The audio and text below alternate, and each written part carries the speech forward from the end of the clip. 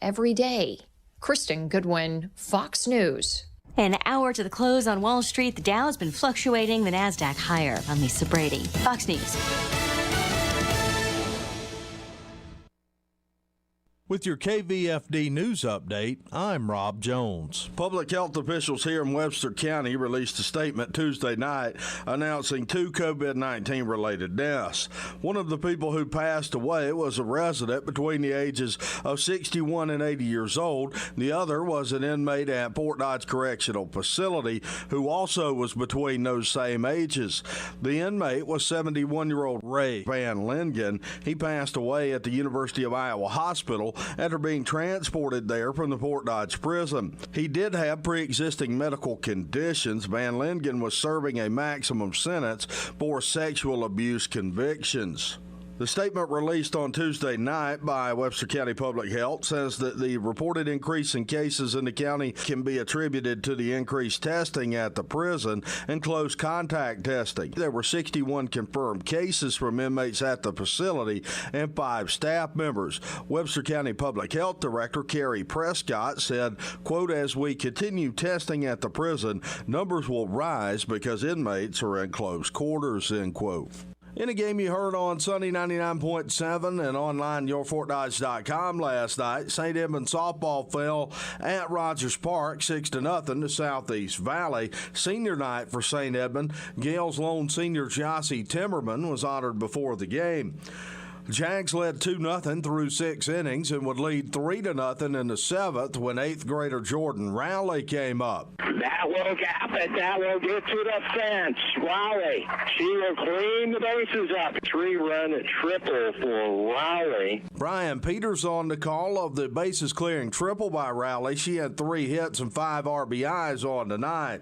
St. Edmund got doubles from Grace Newberger and Ella Vrotny in the game. Number 1 Fort Dodge softball cruised at Webster City last night, 16-0 in 4 innings. Dodgers scored 3 in the first, 2 in the second, 5 in the third, and 6 in the fourth to win in convincing fashion.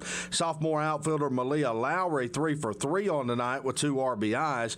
Jalen Adams the win in the circle, going 4 innings of a no-hitter. That's now 7 consecutive innings without surrendering a hit for Adams. Dodgers host Mason City for a double dip today starting at 5 p.m. at Rogers Park. Baseball on your radio tonight. Fort Dodge hosting Mason City for a double dip at McNeil Field starting at 5 p.m. You can hear both of those games on Sunny 99.7 and online at yourfortdodge.com. For KVFD from the Jerry Sheeter Newsroom, I'm Rob Jones.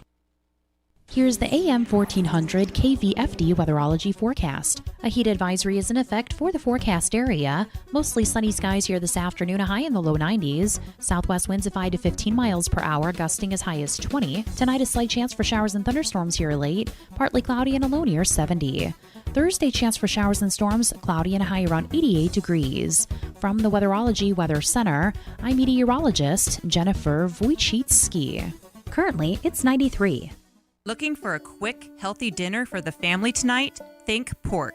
Cuts with either loin or chop in their names are an especially good source of lean protein. And ounce for ounce, deliver the kind of fuel you want powering your body. Delicious, nutritious pork. Pick some up today to have on the table in just 10 minutes. Delight your family with a nutritional meal featuring lean, versatile pork. For tips and recipes, go to pork.org/cooking. Attention homeowners, this is Robert Maddox of Hahn Roofing. Need a new roof? Who can you trust? Hahn Roofing. Hahn Roofing is state licensed, a member of the Better Business Bureau, and your local Chamber of Commerce. We have worked hard over the years satisfying thousands of customers, which has earned us the status of an Owens Corning Platinum Preferred Contractor throughout Iowa. As a Platinum contractor, Hahn Roofing has the ability to offer you a lifetime limited warranty which covers the material with no depreciation for the life of your roof, and our labor for 25 years. Say goodbye to the worries of high insurance claim deductibles by installing a new Owens Corning Duration 130 miles per hour wind-resistant shingle. By choosing Hahn Roofing and Owens Corning, you could make your next roof your last roof. If Owens Corning can trust Hahn Roofing that much, then you can too. Call today, 515-573-7440 for your free estimate, 515-573-7440. That's 515-573-7440. Michael Devine, the Doctor of Truth. Does anyone have anything they'd like to confess? That AM 1400 KVFD. That's right. I'm the Doctor of Truth. With me now is the Doctor of Optometry. Not nearly as interesting or exciting as being the Doctor of Truth, but hey, he did the best he can. And he is Terry Menke, warrior, porn star, philosopher. All of those things, and city councilman, by the way, which is why he's here. How are you, Terry? I'm wonderful. How are you? You look well rested. I am well rested. You know, man, my age has to take a few breaks during the year. I tuned in yesterday just to see if you were back, and I heard the classic '40s Glenn Miller stuff being played on. Yeah, that's real popular somewhere. Yeah. Well, no, we brought Glenn Miller here a couple of times to town. He did it. You brought him. Brought they're Glenn still touring. Miller here. They're still I touring. thought Mr. Miller was dead. He is. He died in a plane crash, Right. 1944. maybe? Yeah. Somewhere back then, yeah. But his band lives on. They did a great job. 19 different people in the orchestra, and they travel around the world. They go to Japan actually during the winter months, perform over there. And does Carol still have the Glenn Miller Festival? Maybe, possibly. I have no idea. I was yeah. not of the Glenn Miller generation. I do Chattanooga appreciate. Choo-Choo? Yeah. Moonlight Serenade. Yeah. Well, I don't know about your parents, but my parents were kind of off the farm. They like polka. Yeah. Oh, yeah. My mom and dad used to square dance. Did they really? Yeah. All right. Yeah, Now that we're was talking. good old days. My sister was a clogger. That's why I chuckle every time. Really? You know what is it? The Geico commercial, one of those commercials. Those now they talk cloggers, about yeah. the clogging, and every time I send my sister a text and say, "Hey, I'm thinking about you," just saw the clogging commercial. Yeah. Well, I have nieces that were in that clogging, and they just loved it. I mean, they tour the Midwest to these little clogging things. Yeah, they had the outfits and everything. It was Oh, they had the that was quite the outfits, thing. yeah. Mom and Dad being there square dancing, and then my sister got into it, and so I don't know what happened to me. My brothers and I just didn't do anything like that. What did you do? I probably studied. I read the Encyclopedia Britannica. Wow, you're excited. I got to tell you. I used to spend my summers at the library. Man. So How did you ever get married and have children? Well, there was a book on that in the library. And you had Pam read it. Yeah, Pam read it. Yeah. Yeah, maybe she already knew. Yeah, I don't know. I'm still waiting for my birds and bees talk, by the way. Yeah, at your advanced age, I think that's a moot point. You want to hear my birds and bees talk? No. My dad came over to me when I was about 17. I was in a booth in a little bar restaurant. Right before you were getting ready to go into service? No, I was probably a junior in high school. I was 17 years old, I think. Maybe I was, 16, 17, right in there one. And I don't know how he started the conversation, but I got his point real quick. He put his hand on my shoulder and he said, "Now, a boy your age, you know how babies are made, right?" And I said, "Yeah, Dad, I do. They covered it in health class." Okay. Thanks. I'm out of here. And he went on wherever he was going. So that was very instructive. Yeah. Very instructive. Yeah, those are the good old days. I wonder if they still do that. I don't know. What did you do? Well, we had health class, I think, too, but it was, they separate the boys from the girls. Yeah, sure. Oh, sure they do. Yeah, just like gym class. Yeah. And I don't really remember. I think most of my education came from my older brother, who was active participant. Yeah, we had that health class. We actually had a film in the old Algona High School auditorium. It had a balcony and everything. Still does, last I heard. But the boys had to sit in the balcony, and the girls all sat on the first floor. Yeah. And the movie was something about giving birth. And I'll be doggone if they didn't give the whole show, and including the birth of the child. And our eyes, needless to say, you could hear a pin drop in the auditorium in the late 1960s when we were checking that out. Scare techniques. Oh, man, alive. Yeah. I don't know, but by the time my son came around, I was bound and determined he was going to get a better talk than I had. So I got graphs and everything else. I consulted a professional, Cindy Libby, actually. Yeah. And, she's not Cindy Libby now, but she was then. But anyway, I consulted a professional, Cindy, and I got pictures and a few books and called my son in, sent his mother out to someplace. It was going to be man-to-man.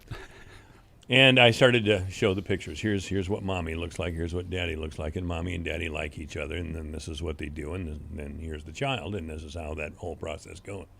and he covered his mouth with his hands and mouth with his nose, and he went the whole thing. Yeah, did you have your birds and bees talk with your son? You didn't, did you? No, I don't. You let him find out in the locker room. Yeah. Oh, God. Yeah, no, I don't recall that. I think that was my wife's job. I'm not sure. I can't remember. You really handle the hard stuff, don't you? Yeah, I'm going to go to work and make a lot of money here. You tell him about the birds and bees. I try to avoid conflict as much as I can. So why should that be conflict? I don't know. It's uncomfortable. I didn't. For people of our generation, most certainly, Yeah. and perhaps for the generation right behind us, our children who are grown in my late 30s, early 40s now. But I hope we see the whole thing as a natural process. Yeah, well, you would hope so. It's everywhere. It's on your phone. So. Yeah, it is. Well, I don't know if what's on my phone is instructional. Oh, okay. Yeah. Well, we're off topic here, aren't we? Way off topic. So here we go. Terry Menke is with once us. again. He's ready to tell us how wrong we are. Yeah. Well, we did have fireworks over the last weekend. Yeah. You were out of town, so you probably didn't notice it. I had one call, and that was it, telling us basically that they didn't appreciate them, their dog didn't appreciate them, and there was it wasn't as bad as the first year, maybe a little bit worse than last year, but it really wasn't that bad. The problem is that people didn't pay attention once again to the time frame that we gave them. They didn't. Shooting them before, shooting them after, shooting them, late middle at of the night sometimes. And some of those boomers, I live overlooking up by the hospital, and it echoes up that river valley. So, Kim could have been shooting them up on North 7th Street, and I would have heard it at my house. So Councilman Allstott? Yeah, he probably is out there. Oh, I can't hardly believe it. Councilman Allstott will. I don't know about this for sure, but maybe he will not appear on this show because I have to be dealt with finally and at last for my regressive. Yeah, regressive thinking in politics. I'm pretty sure Andy. I'm pretty sure Andy was shooting them. Andy was. I'm pretty sure. AM 1400 KVFD. Good afternoon. You're on the air. Hey, this is Scott. I have a question. Are they still going to build those apartments in front of the middle school? Yes, those plans, the site plan has been set. I think they're doing some engineering work. There's a low spot there. If you look, there's kind of some trees growing up. That's kind of a low wet spot.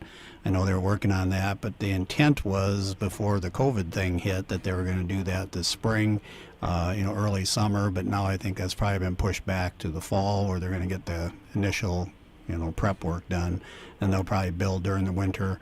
Those things go up fairly quickly. They've done a lot of them. That group out of Sioux Falls has built quite a few of them, so they've got a construction crew that'll come in and whip those up in a very short period of time. But as far as I know, they're still in the process.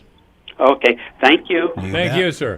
Yeah, we should. I never ask anymore, but every time I do, I get a result. If you would like to join the conversation, it's 515-955-1400. If you have a question or anything like that for Councilman Menke or a comment, it's 515-955-1400, kind of a frequency tie-in there, because this is AM 1400, That's baby. right. Yeah, but again, I appreciate that call. There are so many things that, this COVID is bad enough for the economy, but it's affected a lot of the construction work. We're not really sure. COVID has affected construction work. Oh yeah, because some of the crews have gotten. I think the traveling and where they're going to stay and the social standards, and I think financially a lot of the companies took a hit, some kind. I think most of the construction people that we've been working with have been well financed, and I don't think that's a big issue for them. But I'm sure they were worried about the future as well as everybody else. So. I can't use that excuse for KDG because I think there's more to it than that with the warden. But I think, some of these constructions like Howard Allen's project on South 7th, the apartment complex there, they haven't done anything. There's a lot of things that we've kind of sat back and just kind of waiting to see what's going to happen as this thing blows over, if it is going to. Mm-hmm. So, I had a list of things. Actually, I was going to suggest to David that we have if not a workshop, but I called it my Projects in Limbo. I thought that was a good title for it, and those apartments by the middle school was one of the things on my list, as well as the Northwest River District. We did the grain silos a couple years ago. Those are done, and they look very nice. They're lit up now at night. We're looking at putting some benches out. We got the concrete work done down there. But But that was phase one of the entire Northwest River District. We've done some property acquisition up on 3rd Avenue Northwest, Hawkeye Avenue area, and we're looking at, I think we've actually got some federal funding for street work up there, $1 million or so. And what are you going to do with that? Just repair the street? Well, they're going to realign the street up there because you come down that hill and then you head up down by Amigos and head up. That road's in really bad shape. Anybody that lives out there will tell you that. It's a bad corner anyway. It's a bad corner, and the road's bad, and they're trying to straighten it out. We bought that property up on top of the hill, and there's some other property where we have to get some easements. The Waltz Auto up there is part of the long-term process. He passed away last year, and we're dealing with the family on some. Waltz Auto guy? Yeah, we're dealing with some of the property up there, trying to figure out where the money's going to come from first. But I'd put a report. What, do you let the property go back, or the family? No, we're just trying to buy it. The property can be redeveloped, and that will help with the road. But nobody kept the business going. No, I don't think so. I think his son was there, but I'm not sure he's got it going. AM 1400 KVFD. Good afternoon. You're on the air with Councilman Menke. Take the stupid checkbook away from him, would you? Who, Menke? I know he's spending money like crazy again, isn't he? Good God, yeah, they're going to kill us all with this stupid RO thing. Now you want to spend money on extra lights and extra benches and stuff? Find somebody that wants to make a deduction and let somebody volunteer some stuff. I've been trying to get him to get a couple thousand and $1 bills, and we go over the top at, but he won't do that. So, but instead, he goes with these park benches. So I don't know. Do you like park benches? Do you use park benches? Me, I don't use any of them except the one out here once in a while in front of Hy-Vee, and that was donated by somebody in memory of Jay. But that's probably the only one I ever sit on. All right, I don't go to the benches and stuff. Anything. I don't think anybody in town does that stuff. There aren't that many people that go down and look at it. Most people just kind of drive by, take a look, and leave. There's nothing really to see. It's a stupid old elevator that somebody squirted some paint on. Yeah. Nice. Well, thanks for your opinion. I'm fine with that. Like I said, the thing that's going to kill us is the stupid reverse osmosis thing, where nobody brings up the point that your house is not RO compatible. So most homes in town are going to have to get half or probably fully replumbed in order to handle the water that people are putting in. That's probably another $5 or $6 grand is going to spend of my money. So how dumb do you think Councilman Menke is, really? I don't know. I'm hoping he made it to third grade, but I'm not saying any more. That doctor thing is kind of an honorary title, huh? How about how about some of the other council people? How would you gauge their intelligence? Well, the two newest ones, I can't say much because I don't know where they've been going. But the ones that have been there for a while, they all run lockstep with whatever the mayor or anybody else says. Nobody has any contradictions to hardly anything most of the time. Once in a while, you'll see somebody dissent or whatever, but well, you've been paying most of the time, if somebody gets an idea, and we knee-jerk, and we spend the taxpayer dollars. Okay. Could I comment on a couple of his comments? Right ahead, well, comment. First off, the silo. I got to go back to work here. All right, Thanks, guys. Thank you. Yeah. Well, first off, he's ill-informed and obviously hasn't because been paying people are crowded on those benches, aren't they? Well, there's line to sit couple things. Everything at the silo was donated. I mean, that was grant money and donated from the public. The only money that was tied up with that from the city was the construction, some of the construction of the parking lot down there. The rest of that, the trail system around it, the concrete around it, that was all part of a Wellmark grant that we got for the trail system. So the trailhead was actually funded by a $75,000 grant from Wellmark. Grant money comes from the state anyway. It comes from tax money, right? Well, this was from Wellmark. All from Wellmark. From Wellmark. That money there was some Vision Iowa money there, which theoretically you could say is from, you don't know it. Somebody could have donated it to Vision Iowa too. But that money, the artist money and everything else, that was all donated. I mean, we've got a list of donors. There will be a plaque going up down there, all the benches and all the improvements, all the lighting, everything else has all been donated. So there is no tax money associated with that. We do have a lot of traffic down there. We have, and I think you'd probably talk to Mark at Amigos about the increased traffic amount down there. Every time I go down there, there's somebody sitting there. We were down there last week taking pictures for a promotional piece that we're doing with Travel Iowa. And there was a couple families down there taking a walk around the place. So there's a lot of that going on down there. So it's not your taxpayer dollars. We're not diverting taxpayer dollars for public art. This stuff is being donated. What's the RO thing he was talking about? I was missing it. Reverse osmosis. That's the state mandated reduction in the chlorides that are going into the water from all the water softeners in Fort Dodge. Right. We will be adjusting the water softeners, so your actual use of salt will be reduced as a result. It's not going to be zero hardness like soft water. It's going to be a water reduction, a hard water reduction. That is, again, a state mandated. Most of that funding came from the SRF money, which we had to borrow from the state at 1%, which is a pretty good deal. Pretty good. Yep, and then that will be recovered. Basically, it's going to be offset. Your costs will be offset with the reduction in salt that you have to buy for your personal water softeners.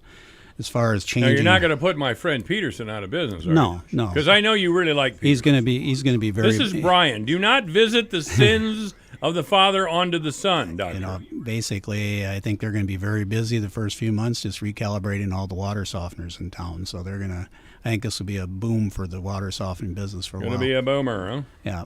But again, the water softener was state mandated. It is a project that we had to do. Otherwise, we stood in line to get fined by the state and the EPA for our excessive discharge of chlorides into the Des Moines River, which affects the waterfront, or the water plants and animals and fish and everything else down the riverfront. So this isn't something we wanted to do, but it's something we had to do, and we were very fortunate that we were able to do it and get it financed. So it's a good deal for the city. Good deal for the city. And again, it's going to reduce actually long-term upkeep on the houses. It's going to reduce the amount of buildup in your pipes in your houses. It's going to reduce your frequent water softener, coffee makers, everything that has water running through it. As you know, has that lime on it. When you put it on there, it's going to greatly reduce that buildup on all your heating elements. So it's kind of a win-win situation.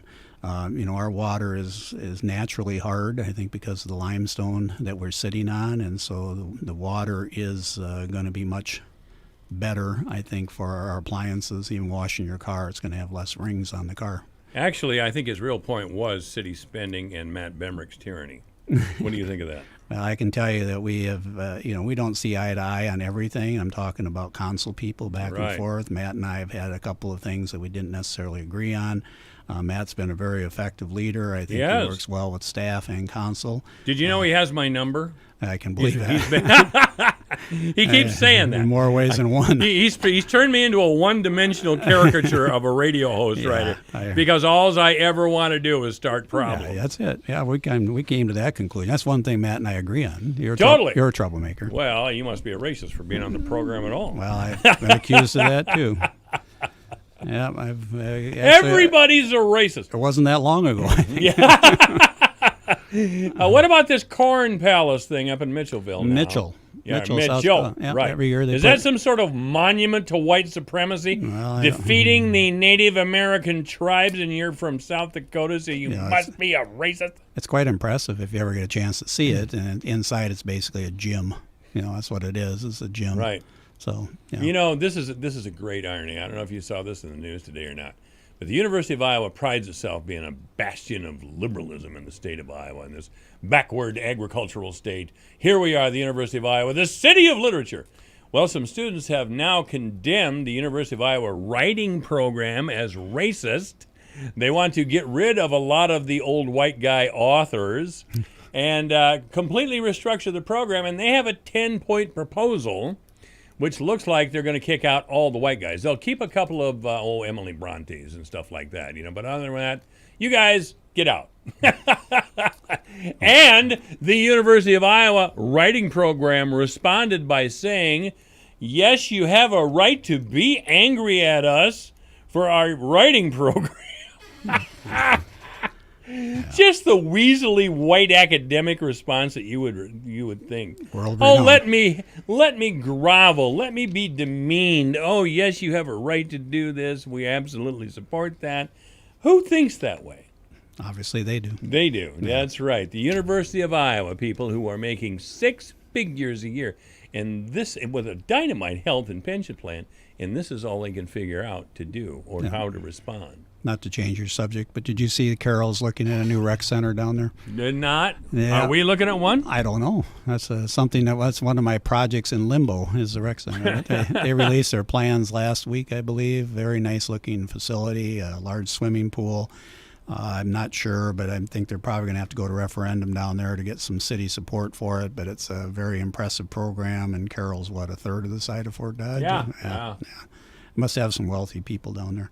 Well, I've often thought about that the wealthiest people in Fort Dodge are not stepping up like previous generations have. A lot of older people in this, they're gone now, but a lot of the names associated with Fort Dodge and the building of Fort Dodge are gone. But if a neighborhood somewhere needed a city park, they got it done. If it didn't matter what part of town it was. Oh yes, those people need a park, so let's put a park down there. Those people need a school, so let's get a school put down there. And by golly, they do it. We've been dinking around with this Warden Plaza project for years. Yes, we have. And we don't have anybody to step forward to say, yeah, I've made a lot of money out of this town. I think we should have this. We should do this. It's going to take somebody with a lot of money to step up for that project. Well, if you get a few of them, and there are a few of them in town. Yeah, and it could get done. And maybe there's Nevin Mulholland keeps telling me that there's money pledged from the private sector. Well, okay. Where is it? I haven't seen any money. Maybe Nevin isn't the guy that I'm thinking of. Yeah, but anyway, the opportunity zone's down there too, so it is a tax advantage if you sell your farm and have a few million laying around. See, and you could use that money to. And we have people in this town that could step up and help the town, and they haven't. That's sad. That's sad business. Well, maybe you should step up. Yeah. Well, you're always reminding me how poor I am in comparison to you. Yeah. So I'm looking, I'm looking for you, oh doctor. I gave money to the Silo Art and to Floyd the Pig. Big! How much did you give? It was at $5,000. More than you. Well, nobody asked me. Yeah. And next time, I'm going to find out how much you give. And then maybe I'll give more. Even if I have to take out a loan. And do you think I'll be on this radio station every single day saying, I gave more money than Minky did? I would be glad to have you do that. Sure. More than likely it's not going to happen, but I'd be glad to have you do that. So how big was your tax deduction from those two projects? Come on there. No, it was not. It wasn't for the tax deduction. It wasn't for the tax deduction. Do it out of the kindness. Oh, okay, the kindness and community togetherness and for the town that you've lived in all these years and become your home. How much was that worth to you? $5,000? Minimum. 10? So 20? Anyway, are we talking 20? You want to keep talking about riverfront development, or are you going to move into I was kind of hoping we could continue talking about your generous donations. No, I don't talk about my donations. Well, we better have a break here then. Dr. Terry Menke has been our guest, and he'll be back. Michael Devine, the Doctor of Truth. Does anyone have anything they'd like to confess? That AM 1400 KVFD. It's 2:32. The news is coming up. Hey, honey. Before you go, I put a couple of new apps on your phone. I've already got grain prices and weather. What else do I need? Safety apps. Just in case you get overheated, or you don't know if you need hearing protection, or, I don't know, maybe you need safety information for a chemical you're using. It's all there in those apps. Where did you get all these? iCache. They have it on their website at i-cache.org. It's like peace of mind in your pocket. Brought to you by Iowa's Center for Agricultural Safety and Health. Your news, your town, your station. KVFD News when it breaks. From the Jerry Sheeter Newsroom, I'm Rob Jones. Public health officials here in Webster County released a statement Tuesday night announcing 2 COVID-19 related deaths.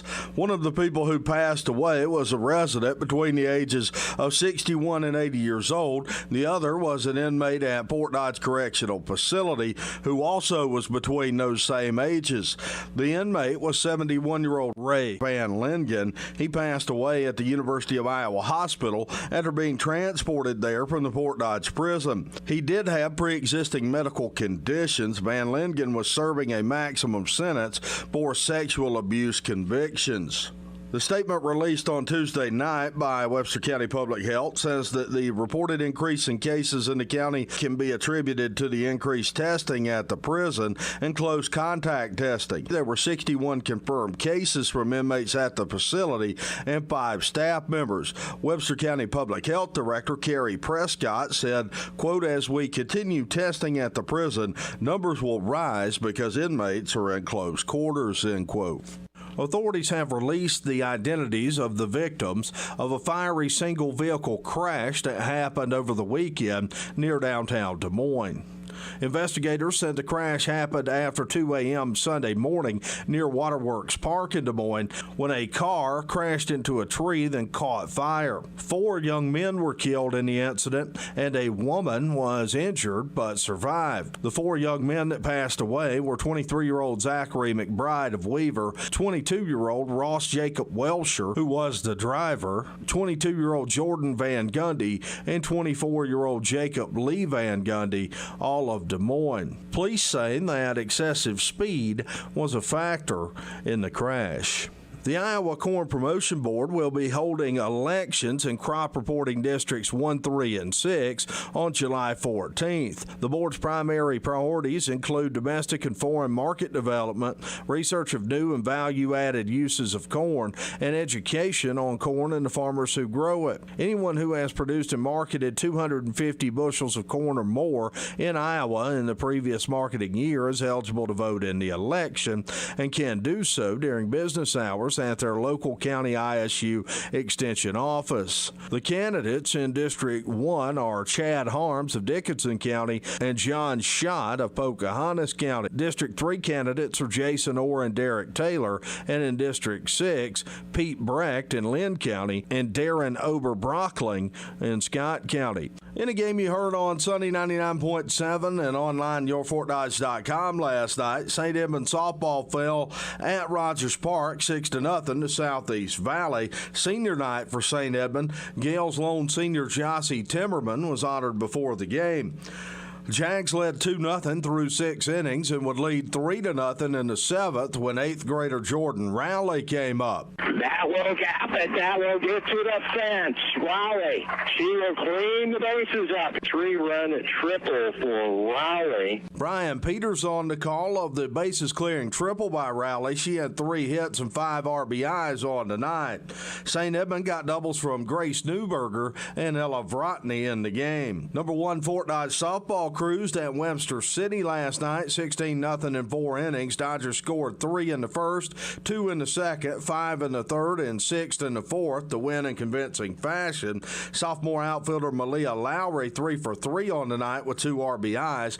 Jalen Adams the win in the circle, going 4 innings of a no-hitter. That's now 7 consecutive innings without surrendering a hit for Adams. Dodgers host Mason City for a double dip today starting at 5 p.m. at Rogers Park. Algona baseball with an 11-0 win over Bishop Garrigan in 5 innings last night. Bulldogs scored 4 in the second and 4 in the fifth en route to the win. Cameron Rendoni had big games at the plate and on the mound. He threw 5 innings of shutout ball, allowing just 1 hit, and had 3 RBIs and scored 3 times. Baseball on your radio tonight. Fort Dodge hosting Mason City for a double dip at McNeil Field starting at 5 p.m. You can hear both of those games on Sunny 99.7 and online at yourfortdodge.com. That's your Alpha Media News Update from the Jerry Sheeter Newsroom. I'm Rob Jones. Thank you very much, Rob. AM 1400, KVFD, the voice of Fort Dodge. That's our news and sports director, Rob Jones, there, and political commentator. He does a great job. 86 degrees right now,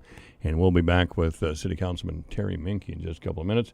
Sunny today, high 93, heat index 100. Well, I think okay, all right. Heat index, all right, I got it. Overnight, a little showers.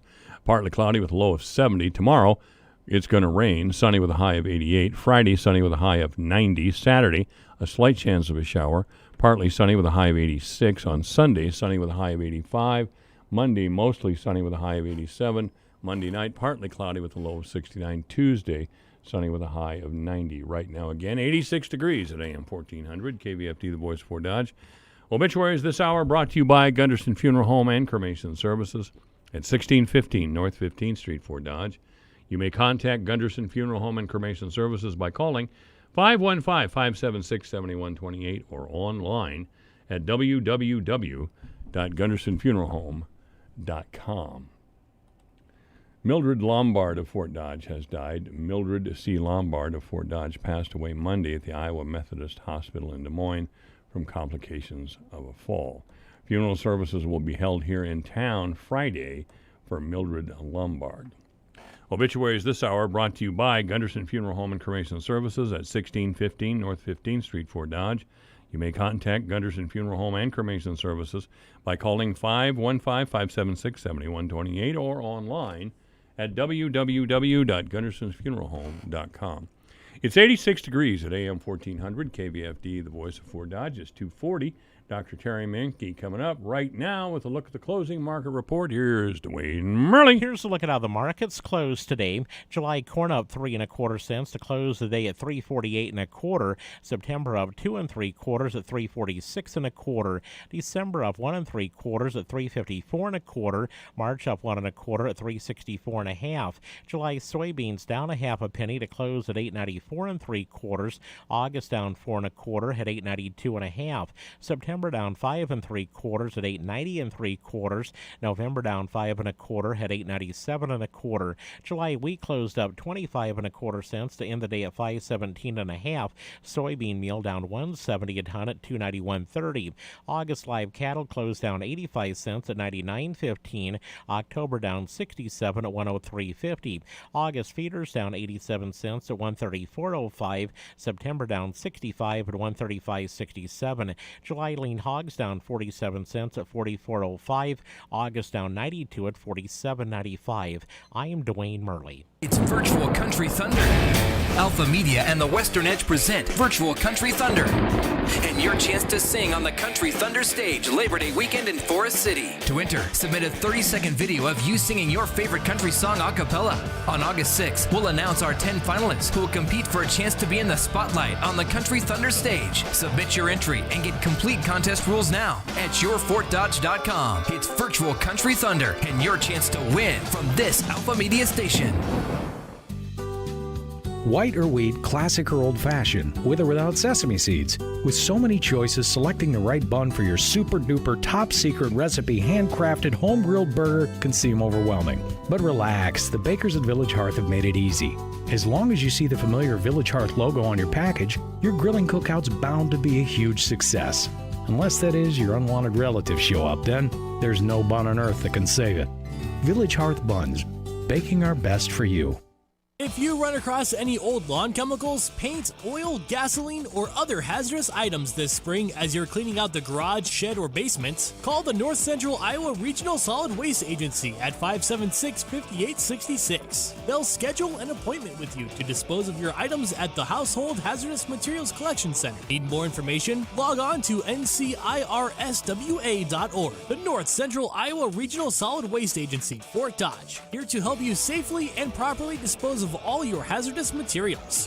We're visiting with Jeff Tarsi of Nutrient Ag Solutions. Jeff, tell us about the digital platform you've developed and how this helps your customers become more efficient in their operations. We can build a crop planning tool for our customers today, which allows us to plan out their crop on a by-acre basis, no matter what the cropping system is. But we'll build a complete plan along with our customer that's really a playbook for the growing season. And we're putting together one of the most extensive databases on germplasm and trait knowledge I think that'll exist in the industry, and we'll put that into our seed selector tool that we have for our digital platform. And these are tools that will allow our agronomists to give real and live data to their customers specific to their farms. We're really excited about what we're doing on the digital platform today. Thanks, Jeff. For more information on these and other management tools, visit nutrientagsolutions.com. Michael Devine, the Doctor of Truth. Does anyone have anything they'd like to confess? That AM 1400 KVFD. All right. With me now is City Councilman Terry Minke. Terry, it's embarrassing to be a white person in 2020.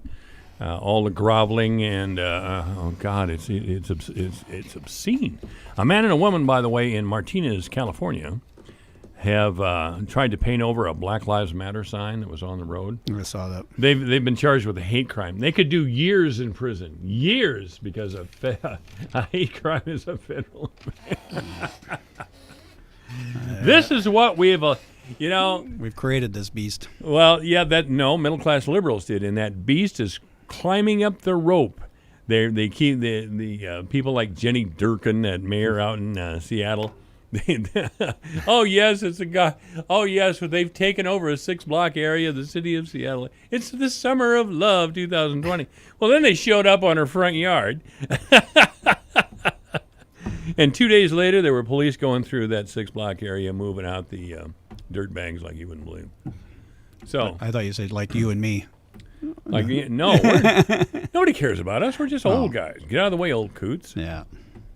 All right. So we do have a meeting on Monday night. I will work into a scoop that will probably be in the paper tomorrow. So I'll give you a scoop on that. You'll get an opportunity to, no longer claim that the messenger gets all the news before you do. We do have a couple workshops. You have a scoop here. I have a scoop. I kind of hinted at it last week, but you didn't pay any attention to me. But now you're awake and you've rested. We got 2 workshops on Monday night. One's Rural Housing 360. This is one that's been delayed for a while because of the COVID outbreak. The gentleman's down south of Des Moines, and it's actually a housing opportunity for the city to bring people in that will build houses, affordable houses. And this group works with bankers and realtors and homeowners and whatever to transition people into unused city lots. The city would donate the lot, which we have a lot of empty lots in residential areas. Yes, we do. We've been knocking down a few. Could I direct you to 4th Avenue North and knock down a few houses across the street? We've been knocking a lot down. There's 3 of them I'd like to see go, if you don't mind. Can you get it done by the end of the week? Well, I don't think we have the money for that. Yeah, but anyway, we're going to have the workshop on that. The gentleman will be coming up and going over that and give the city an opportunity to buy into his program. I don't have all the details as far as what's involved because we haven't had the workshop yet, but that's going to be the one thing that's coming up on the workshop. The other one is a public art project with the Community Foundation. It's called Floyd of Rosedale. Mm-hmm. The pig is moving forward. The pig is moving forward. It's going to be on 32nd. It's going to be on the southeast or southwest corner of the Aquatic Center on 10th Avenue North. The last plans you may be familiar with were to put it in the roundabout, and for a variety of reasons, some of which included, the safety factors for people crossing the road to get their picture taken, and just basically some of our donors felt it would be better if it was in a different location. So we met out there last week. We do have all the money raised. There is no city expenditure of funds on this. This is all private donations. A list of donors, again, will be coming out shortly. But Russ's Construction will be going out there. We're going to have a little shoulder wall in front with Floyd of Rosedale on it, and they'll have the Iowa and Minnesota logos on it.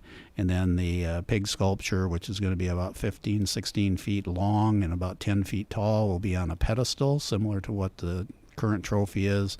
And Daryl Merrill is going to be designing that. We're hoping to get that placed by November 1st, so the work will be starting fairly quickly out there with Russ's crew doing some dirt work. So when you see that, when you drive by, it's going to be an interesting addition. And again, the Rosedale Farms out there was the original location of the Floyd pig that was given as a barter between Minnesota and Iowa governors way back when. So there's all kinds of different components to that. Probably the best one, Ronald Reagan was the news broadcaster for that way back when. So way back when. He was a great announcer, by the way. WHO Radio. I've heard of some of his. I heard some of his old baseball broadcasts. Yeah. And of course. What's this baseball you're talking about? I'm not familiar with that. Yeah, I know how you feel. No, he would get play-by-play down the phone line, and he'd have to create his own imagery. Well, it's another beautiful fall day as the shadow falls over the north part of the stadium. He didn't know. No. Making it up. But, it was real theater of the mind stuff. People could see that, a shadow is falling over the north side of the field. Yeah. Wow. Yeah, I'm just glad I didn't get season tickets to the Cubs or anything like that. That was a little shot at Mr. Conrad. This is his first year. Nathan?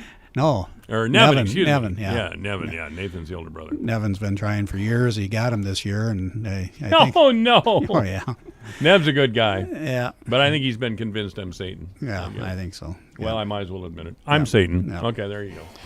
So anyway, that's going to be, and the rest of the agenda will be coming out later, probably about 4:30, 5 o'clock. We'll get the agenda. But one item on the agenda, which I wanted to kind of let you know about, was a resolution creating a task force to study the enforcement and penalty for the simple possession of marijuana for personal use. What we're doing is creating a 6-member task force, a volunteer task force. The city attorney will appoint somebody. It'll be somebody from the Civil Human Rights Commission on there.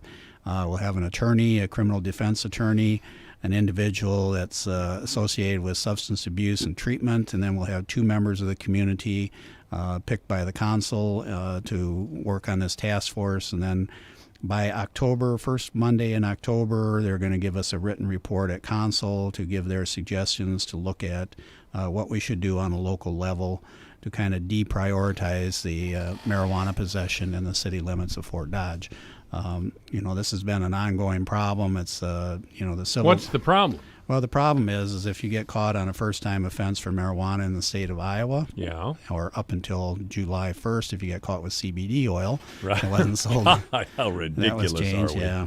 But anyway, it was a misdemeanor, a fine up to $1,000 and 6 months of imprisonment. Ridiculous. Second offense was $315 to $1,875, 1 year of imprisonment. Third offense, aggravated misdemeanor, punishable by up to $6,250 and 2 years of imprisonment. And these are state guidelines. We are trying Pure to... idiocy. Yeah, we're trying to kind of take that off. I mean, we realize police officers have opportunities to interact with people, and sometimes they run into the situation where, it may not be something that they necessarily have to be aggressive with the enforcement. If they find a gun underneath your front seat, or they find 3 pounds in the back of your car, I mean, there's contributing factors to this. But the simple possession of marijuana is something that would stick on your criminal record. A lot of these young kids that are getting busted with it, don't want that hanging over them as they're starting. I suppose they don't. Yeah. So we're trying to just get some input from what the community thinks, and involving police officers too, because they take an oath, that they're going to protect and uphold the Constitution of the United States, and we respect that. But we want to kind of backpedal a little bit. Can we get out of the 1950s with this whole marijuana thing? Not during the current administration, I don't think. No, I don't think so. She's lightening up. I've been cracked for drunk driving a couple of times, so, we really need to crack down on people who are abusing substance. Like me!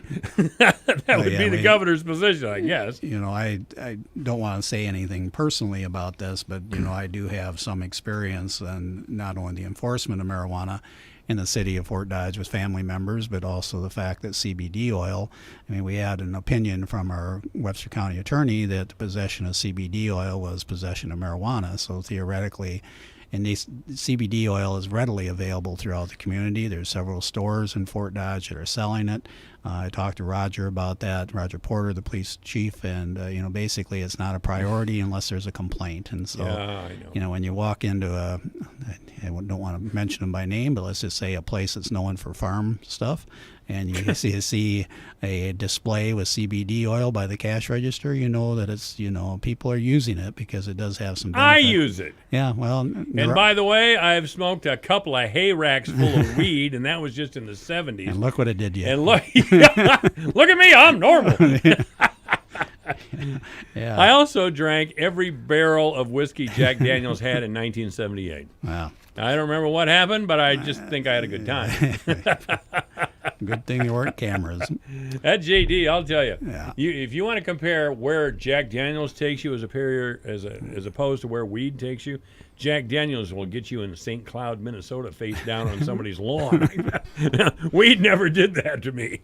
My aunt and uncle lived up there. They probably saw you laying there. Well, they didn't think anything of it either because it was St. Cloud. I can tell you that this, the task force is just going to talk about this. And again, we're looking for some guidance as far as what we can do in future ordinances and future discussions. But this will be a controversial issue. I think you can tell that, the community will kind of split on this. We're not looking for a big controversy. We're just looking for some advice and some input. You want some of my advice? I'm glad you came.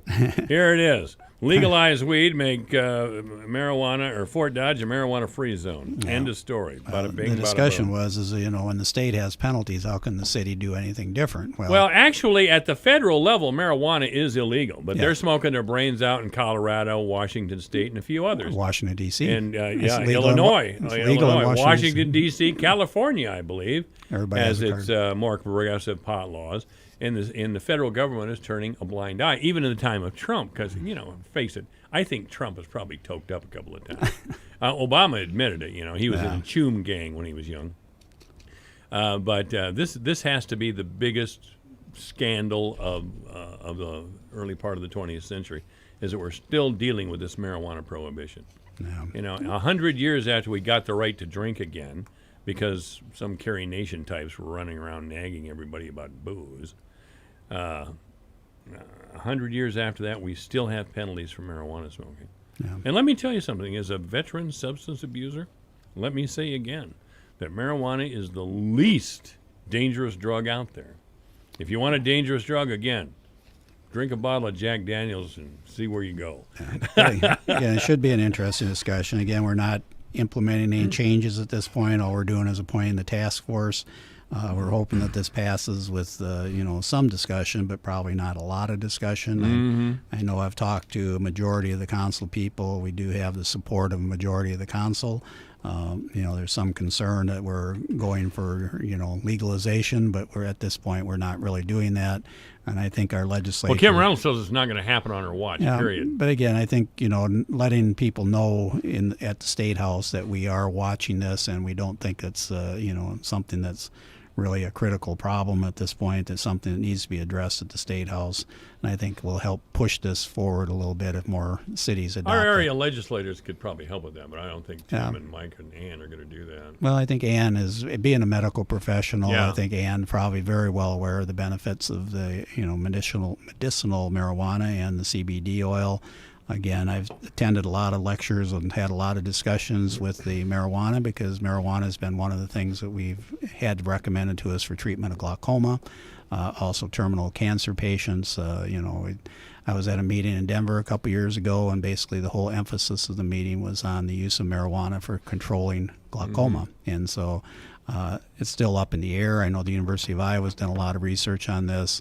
I don't know if they've ever published their findings, but again, you can find anything you want to support anything you want on the internet, so it's real hard to get a clear endpoint. But a scientific study, peer-reviewed, there's not a lot of them out there, especially in California, because they can't find a normal. Everybody's abnormal in California, so.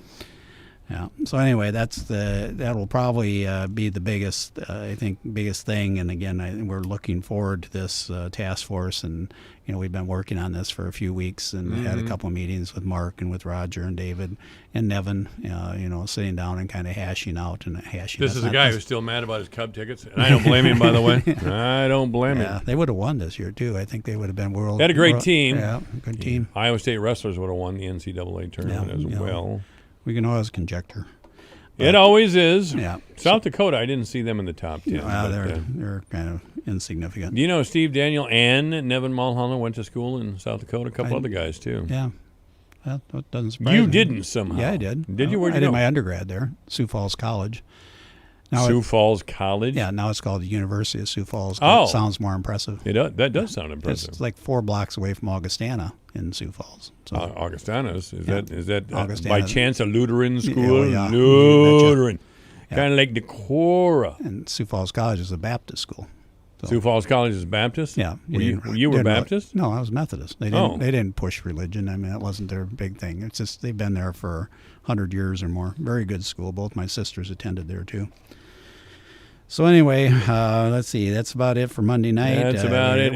Terry, I'm you're going to cut me off? I'm going to have to stop you there. I do appreciate you coming in as always. And remember the Angel Ride on Saturday? The Angel Ride. Did you bring any Sertoma pork chop tickets yet? That's not until September. Well, okay.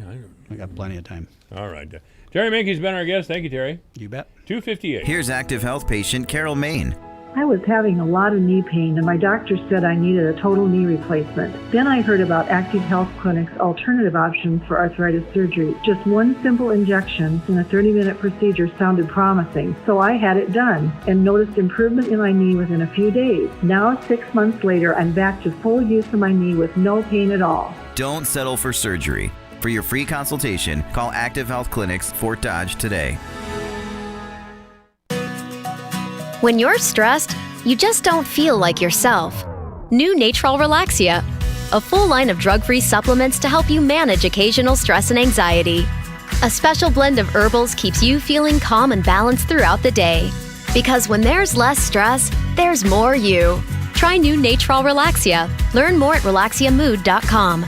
These statements have not been evaluated by the Food and Drug Administration. This product is not intended to diagnose, treat, cure, or prevent any disease. This is AM 1400, KVFD, the voice of Fort Dodge. I'm Michael Devine. And it's 3 o'clock. Greg Hora, the pork producer, is coming up in the next hour. Fox News is next, and the local news with Big Rob. Thanks for listening. This is AM 1400, KVFD, the voice of Fort Dodge.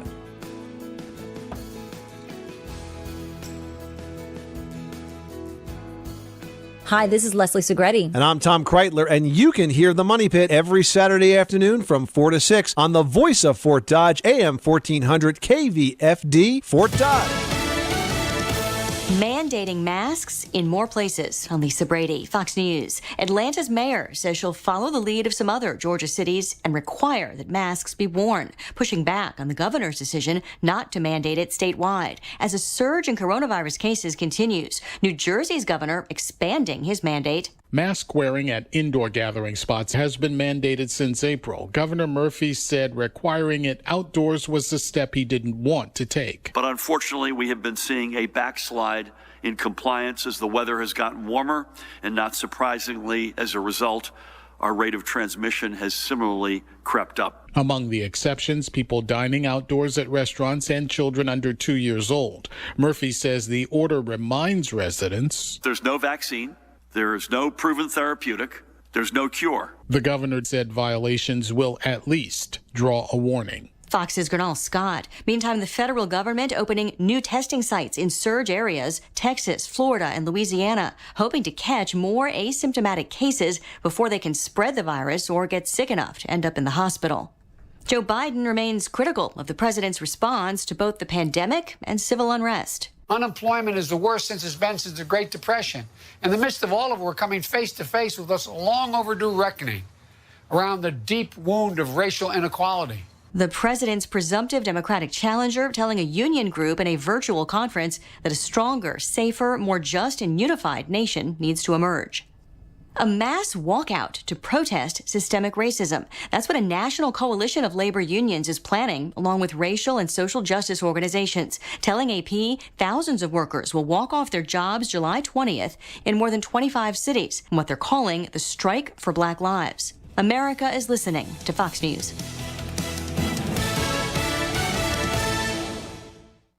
Looking to cut costs and free up cash on a monthly basis? Start today with Pure Talk USA. Now, the average family of four is saving $70 a month. That's over $800 a year savings on your cell phone service with Pure Talk USA. And it starts at just $20 a month, depending on the amount of data you need. Switch to Pure Talk today. Just go to puretalkusa.com. Use the promo code Sean. You get 50% off your first month. That's promo code Sean to get 50% off your first month at puretalkusa.com.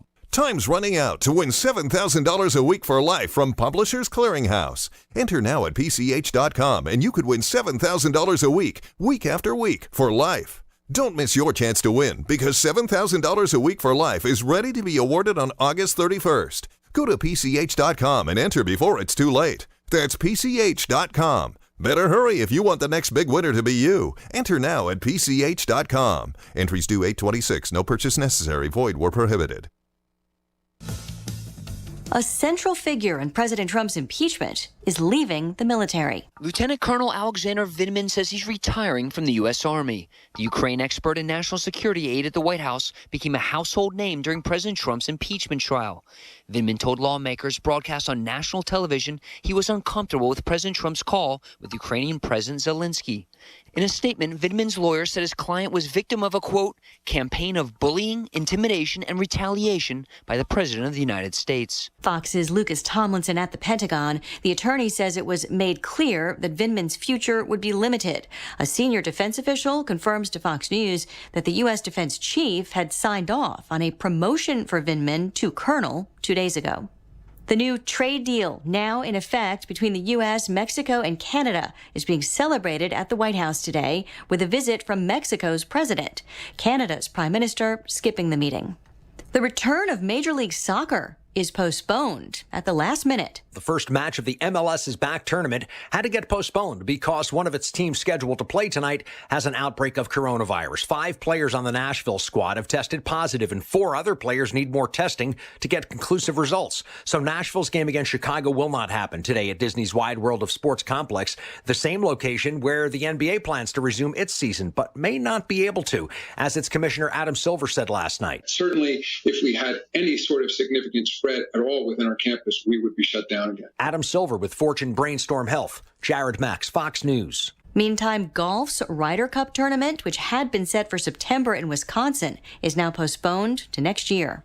A late rally on Wall Street, the Dow's been up over 100 points heading into the close after fluctuating all day. The NASDAQ up more than 1%. I'm Lisa Brady, and this is Fox News.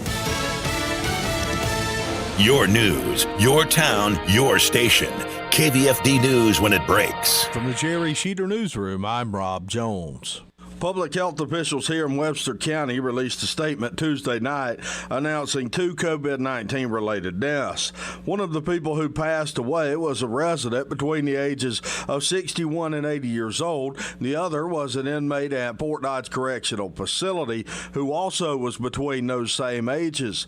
The inmate was 71-year-old Ray Van Lingen. He passed away at the University of Iowa Hospital after being transported there from the Fort Dodge prison. He did have pre-existing medical conditions. Van Lingen was serving a maximum sentence for sexual abuse convictions. The statement released on Tuesday night by Webster County Public Health says that the reported increase in cases in the county can be attributed to the increased testing at the prison and close contact testing. There were 61 confirmed cases from inmates at the facility and 5 staff members. Webster County Public Health Director Carrie Prescott said, quote, as we continue testing at the prison, numbers will rise because inmates are in close quarters, end quote. Authorities have released the identities of the victims of a fiery single-vehicle crash that happened over the weekend near downtown Des Moines.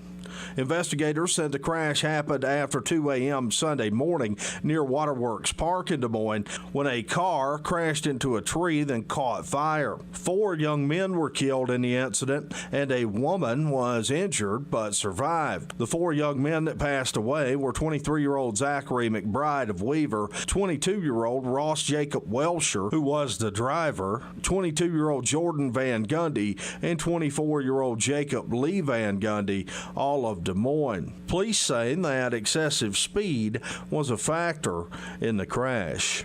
The Iowa Corn Promotion Board will be holding elections in crop reporting districts 1, 3, and 6 on July 14th. The board's primary priorities include domestic and foreign market development, research of new and value-added uses of corn, and education on corn and the farmers who grow it. Anyone who has produced and marketed 250 bushels of corn or more in Iowa in the previous marketing year is eligible to vote in the election and can do so during business hours at their local county ISU extension office. The candidates in District 1 are Chad Harms of Dickinson County and John Schott of Pocahontas County. District 3 candidates are Jason Orr and Derek Taylor, and in District 6, Pete Brecht in Lynn County and Darren Oberbrockling in Scott County. In a game you heard on Sunday 99.7 and online yourfortdodge.com last night, St. Edmund softball fell at Rogers Park 6-0 to Southeast Valley.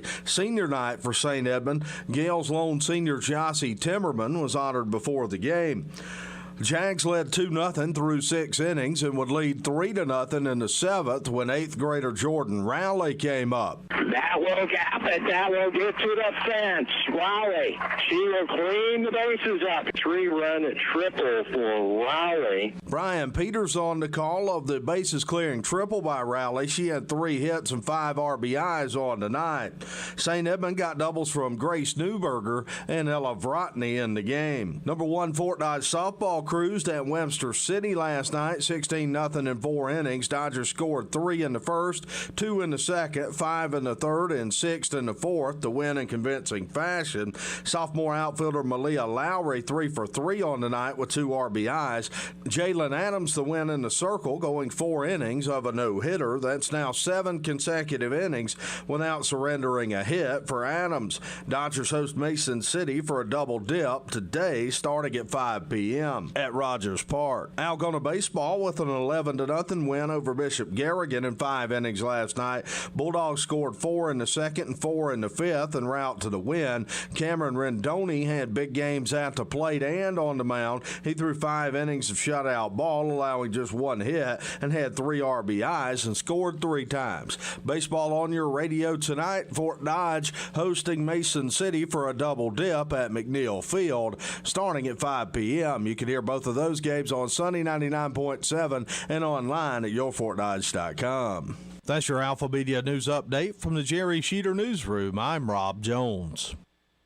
Here's the AM 1400 KVFD Weatherology forecast. A heat advisory continues until 8 p.m. tonight. High temperatures reach up to 93 this afternoon under mainly clear skies, southerly winds 10 to 15 miles per hour. Partly cloudy skies. Tonight, chance for scattered storms, lows dip down to about 70. Chance for scattered thunderstorms. Tomorrow, high of 88. From the Weatherology Weather Center, I'm meteorologist Jennifer Wojcicki. Currently, it's 93. I'm Phil Gunderson.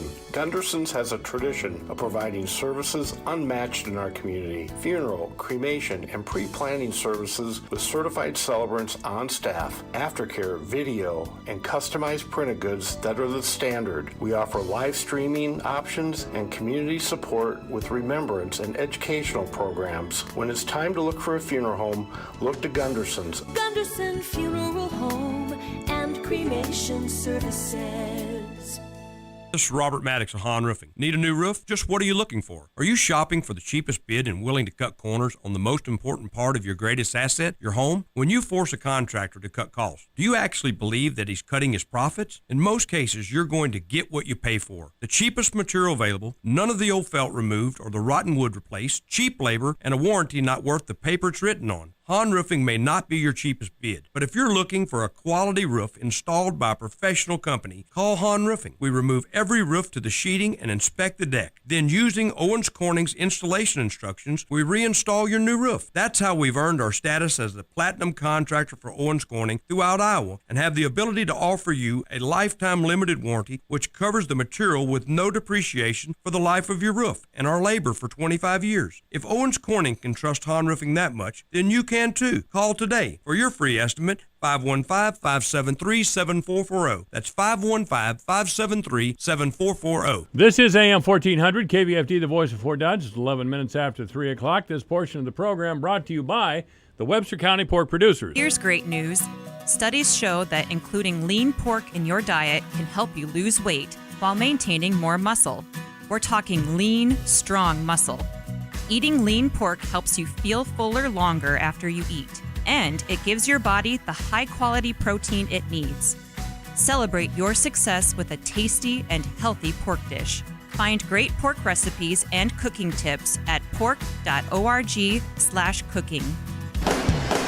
Michael Devine, the Doctor of Truth. Does anyone have anything they'd like to confess? That AM 1400 KVFD. Well, we're back in the studio with Greg Hora, of course. He's a past president of the Iowa Pork Producers and a current president of the Webster County Pork Producers. They won't let you quit, will they, Greg? Oh, you can take that mask off. I've said before, you've got to find your own replacement. And that's tough for me to do. And well, leave the mask on if you want to. Yeah, but all right.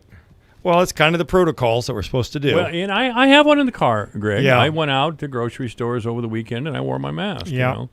I try to play the game the best I can. I don't want I certainly don't want anybody to get sick because of me. No, I know it. Well, I think, hey, it's nice to be back in the studio since, boy, it's been forever, and for good reasons why. And I've been off a number of weeks here for a lot of good reasons. But when you mentioned the mask, I do want to just shamelessly say I've been wearing the mask more so when I'm holding my first grandchild. That's a good idea. Yeah. So a month ago today. Congratulations to you. You All bet. right. Oh, yeah. So we got a bump fist. Fist bump in the air. Fist bump in the air. There you go. And that's so unsatisfying. Yeah, I know it. But,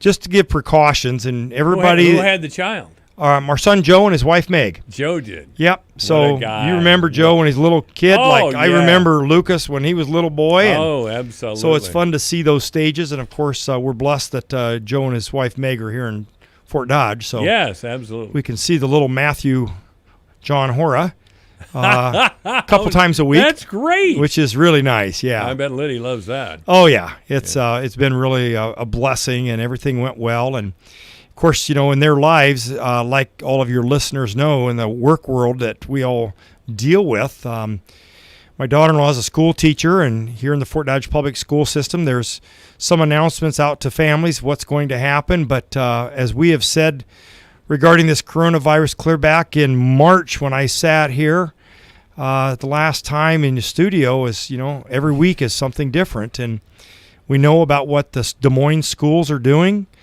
Those high school kids in Des Moines public, they're going to be attending in-class buildings 1 day a week.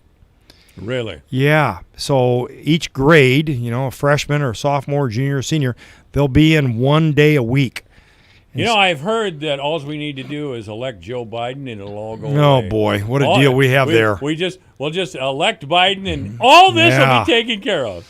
Yeah, it's really something. And, from the pork sector, we've talked on the radio a number of times, and I think you have with some of the other guests, too, about, the workers. And, we had to. I have annoyed you with my workers. Yeah, well, it's, it's a real deal. And, of course, I've listened to Des Moines radio station today, and, they're all talking about the Fort Dodge prison out here and all the major outbreaks. And our friend Kerry Prescott with Webster County Public Health is, they're in a battle zone right now, and what they're going to be doing and for the staff out there. And as Kerry has mentioned on the radio, it's close confined quarters. And that's what some of the concerns are that we have. I know you've had Austin Hill, my minister with the Presbyterian Church here, talking about what a lot of churches are doing. Good man. Yeah, Austin and Sarah are good people from the out east and out west coast. They both are from, and here they're living in the Midwest now, and being an integral part of our communities. But I just briefly caught one of the state's top high school baseball teams, ranked number 1, got a positive case of coronavirus, and that top-ranked baseball team is shut down now. And chances are we're going to hear over the next couple weeks more of those. And there is a list. I don't know if the list is posted on the Iowa High School boys or girls website, but there's a list. I know the Des Moines Register has. That's all the schools that are canceling their baseball and softball programs. Oh, yeah. That's unfortunate. Yeah. And so speaking of that. What can we do? It's frustrating. I love baseball. I love sports. I know you do. I do too. And boy, it's going to be, July 23rd is when the pros start up, and supposedly not going to have any fans in the stands. And there's a lot of ramifications there. But, hey, speaking of, our local community and things that are being shut down, and your listeners have heard somewhat the moving pieces of the county fair is scaled back or shut down. And I know in some of the weeks that I have been gone, I've had Linda Klein and others with the county fair, county extension program, which namely would be Jerry Chizik, who is the regional director, multiple counties, and then Lindsay Kavanaugh is the youth and 4-H program director here in the county. Yeah, I met her. And they've had a really tough week, I think, because all I know is the phone calls that I've gotten to county pork producers is that the Webster County 4-H and Extension Outreach will not be hosting the county fair swine show that we traditionally know as the 4-H and FFA swine show. But a group of family members, parents, a little bit of us as county pork producers said, yes, we want to continue to be part of that kids were 3 days away from bringing their animals to the county fair, and it's just not pigs; it's all the species of animals. And the cows. horses and sheep and the cattle, and so each one of those species is kind of taking it upon themselves to do what they can to offer it to the kids that want to come in. We still think there's going to be about 20 of the exhibitors, of the swine exhibitors bringing pigs in, so 20 kids and maybe about 60 pigs that will be coming in. I just got a notice here on the computer that Dowling of Des Moines has canceled their baseball season. Yeah, Dowling. number one Dowling, and tough team, really good team. And it's I always had some good relationships with those kids and programs over the years with my involvement there, and I know they think a lot of the Fort Dodge program, Coach Utley, Coach Elsbecker, and all the past years. Yeah. And but this just goes to show you, as I'm speaking about the high school softball and baseball, what can happen, and it just happened with our Webster County 4-H county fair. Okay, all right. Greg Hoare is our guest in this portion of the program, brought to you by the Webster County Pork Producers. This is AM 1400, KVFD, the voice of Fort Dodge. You know, it seems like I can't say anything on the radio without being contradicted. Last hour. What did you say recently? Well, when I was on the air with Menke, I made a reference to my substance abuse in the 1970s and said I smoked a couple of hay racks of weed back in the 70s. A friend of mine texted me and said, "Oh yeah, well, maybe I'll believe that. Maybe I'll believe that." This from the all-conference pothead. I mean, I couldn't keep up with him. Mike. But I am going somewhere with this. You and I have talked before about hemp as a cash crop. Is there anything that we can do with hemp in the state of Iowa to make it profitable for farmers to plant and harvest? Well, there are some operations that have the industrial hemp. And, my grandfather grew up during the war. Yeah, I know exactly what you're talking about. When you used to have a lot of ropes, and they would have things with the horse-drawn vehicles and equipment, things of that nature.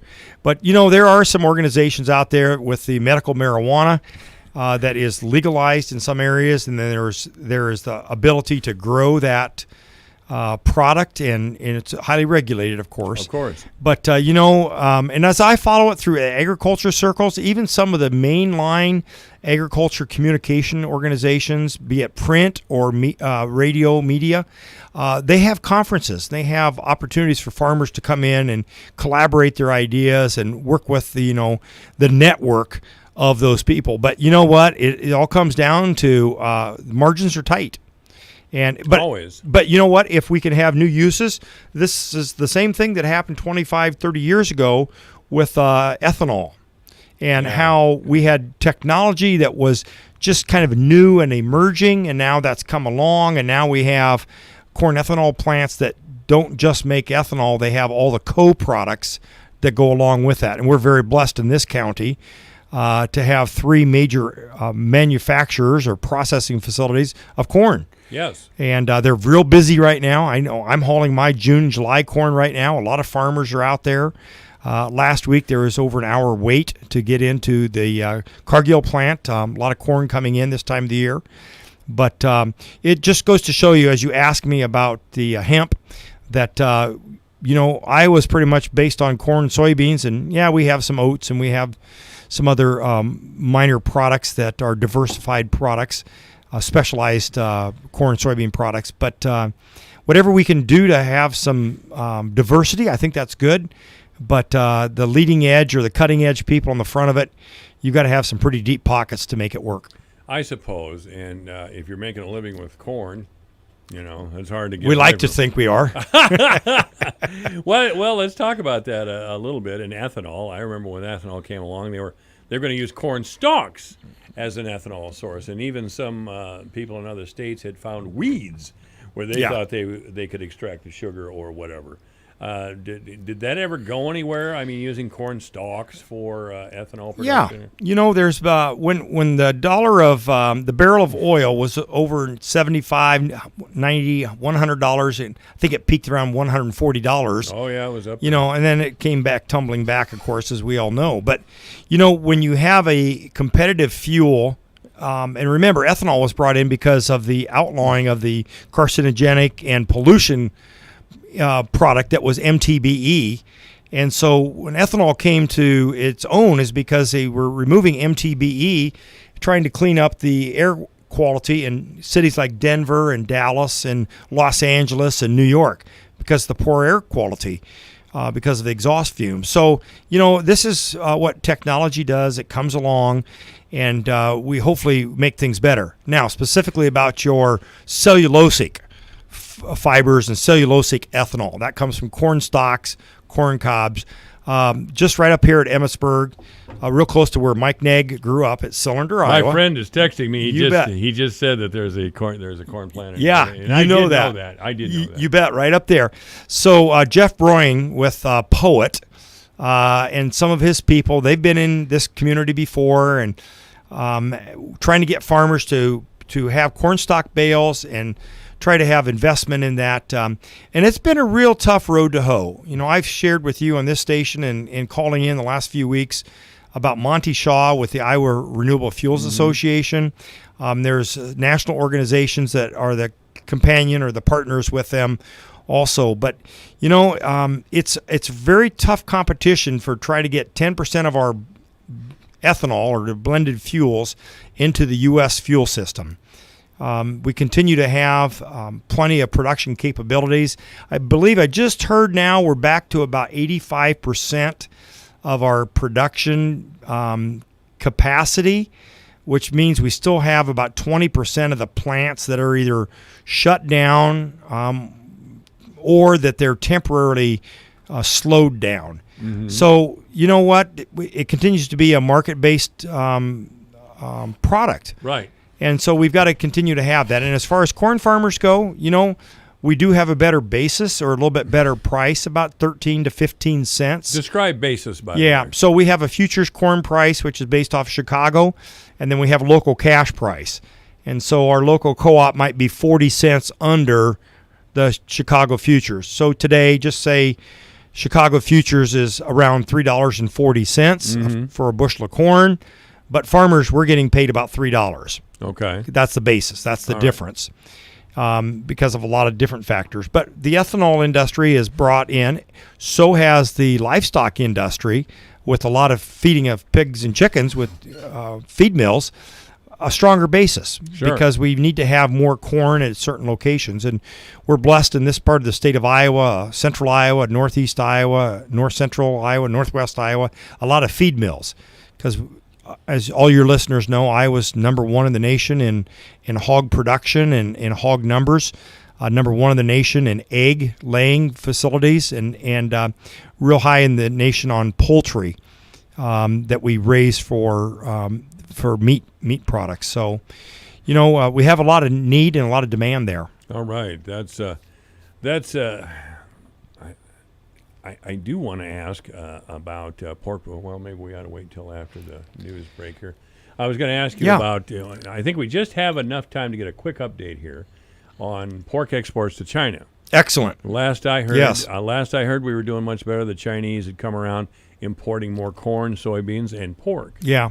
So, everything is fluid, as most of your listeners know. And if you hear on the news about the China trade deal and the phase one, well, phase one was supposed to be China buying X number of billions of dollars worth of agriculture products, like $12 billion. Mm-hmm. Then to get up to $25 billion and then maybe $40 billion. Well, those are some pretty lofty numbers over a 1 or 2 year period. Now, they're not to that stage right now. Pork, we're very pleased. I would announce right now the June numbers have just come out that June compared to 1 year ago, we're 14% above 1 year ago in our pork exports to China. Now, this is coming off of the record-setting November, December, January, February, and March. Every month was a new record of volume of pork for a lot of those reasons that we've talked about with African swine fever and their herds are being decimated and they need to feed their people, and their people eat more pork per person than what we do here in the United States. So they're coming to us because right now pigs are cheap here in the United States. They can buy a lot of pork for a pretty good value. And it's, I just had a smoked pork chop this day. Did you? Lunch. I did. Yeah. It was great. It was absolutely. Well, the stores have plenty of pork, and there was a run on pork, about 6 weeks ago. There were some stores that had some, what you call the supply chain was a little short. But got a little scary there for me for a while. Well, it's all caught up. Yeah, it's all caught up. And as I've said to your listeners before, if we're not buying, the U.S. consumer's not buying pork and beef at the prices we have in our stores, some other consumer around the world will buy it for the price that they can get it. Yeah, sure. Absolutely. I realize that there was a definite supply chain problem. I hope over at Prestige they've overcome that. Certainly, I know the Waterloo plant's having a lot of problems. They're all coming back pretty strong, though, right now. Right now, we're harvesting more pigs on a daily basis than what we did 1 year ago. Really? Yes, we are. Well, that's good Now, news. we have more pigs than we did 1 year ago also. And this is like a bad, evil spaceship. COVID-19 just appears out of nowhere and drops on us. And we don't know what Who thought it would? Who thought? No, and we don't know what the end result's going to be here. We don't. And we just continue to hope that, like we started at the beginning of this hour with, talking about the county fair being closed down and sports teams that are being closed down, and the suspicions of what might happen in school systems when we bring all these kids back together and staff together. So, well, going to be interesting times yet. The frustrating thing is where I really haven't heard that we're any far along toward finding a solution to this problem than we were 5-6 months ago. Yeah, I don't know from a research perspective, what the updates are. I mean, I hear like your listeners hear things, but I would say here at the bottom of the hour, our Chicago daughter is still living with us here in Fort Dodge. All right. She doesn't go out much, but if she was living in Chicago, things are pretty well closed down there. Just as of July 1st in Chicago, they have opened up restaurants and bars that serve food, but it's 25% capacity. Well, that's all you can do. You know how a big city like that is on a Friday or Saturday night. I mean, it's wall-to-wall people everywhere. Well, and that's the problem. It's not wall-to-wall now. A lot of the areas are closed. I'm saying that they had to do that because of the COVID thing. Absolutely. You just can't socially isolate. No. No, and so that's why in the meat sector, we know restaurants aren't serving as much meat and protein right now, and institutions, schools, hospitals, universities, those are all going to be some changes that we continue to have, changes in the food supply system. Grocery stores sold a lot back when people were staying at home more often. Now people stocked up, and now grocery stores, those amounts of food that people normally buy have kind of trended back to what is normal. All right, during the break, I'm going to take a picture of Greg Hoare in his really cool Hawaiian shirt. It's a You like that summer shirt? And I do. It's a great one. And, excuse me, Greg's got his arm in a cast again. That's enough of that. All right. This is AM 1400 KVFD, the voice for done. Michael Devine, broadcasting live. It's 3:31. Virtual Country Thunder. Alpha Media and the Western Edge present Virtual Country Thunder. And your chance to sing on the Country Thunder stage Labor Day weekend in Forest City. To enter, submit a 30-second video of you singing your favorite country song a cappella. On August 6th, we'll announce our 10 finalists who will compete for a chance to be in the spotlight on the Country Thunder stage. Submit your entry and get complete contest rules now at yourfortdodge.com. It's Virtual Country Thunder and your chance to win from this Alpha Media station.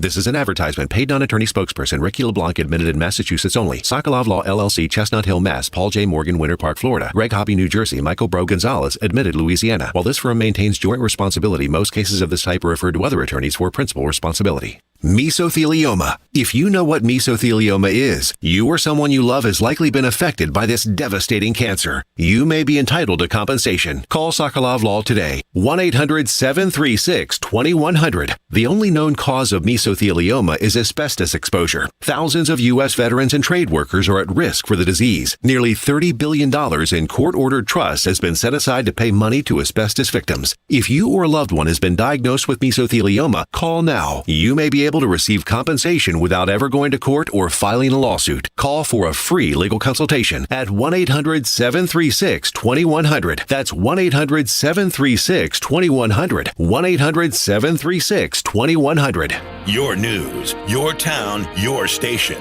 KVFD News when it breaks. From the Jerry Sheeter Newsroom, I'm Rob Jones. Public health officials here in Webster County released a statement Tuesday night announcing 2 COVID-19 related deaths. One of the people who passed away was a resident between the ages of 61 and 80 years old. The other was an inmate at Fort Dodge Correctional Facility who also was between those same ages. The inmate was 71-year-old Ray Van Lingen. He passed away at the University of Iowa Hospital after being transported there from the Fort Dodge prison. He did have pre-existing medical conditions. Van Lingen was serving a maximum sentence for sexual abuse convictions. The statement released on Tuesday night by Webster County Public Health says that the reported increase in cases in the county can be attributed to the increased testing at the prison and close contact testing. There were 61 confirmed cases from inmates at the facility and 5 staff members. Webster County Public Health Director Carrie Prescott said, quote, "As we continue testing at the prison, numbers will rise because inmates are in close quarters," end quote. Authorities have released the identities of the victims of a fiery single-vehicle crash that happened over the weekend near downtown Des Moines.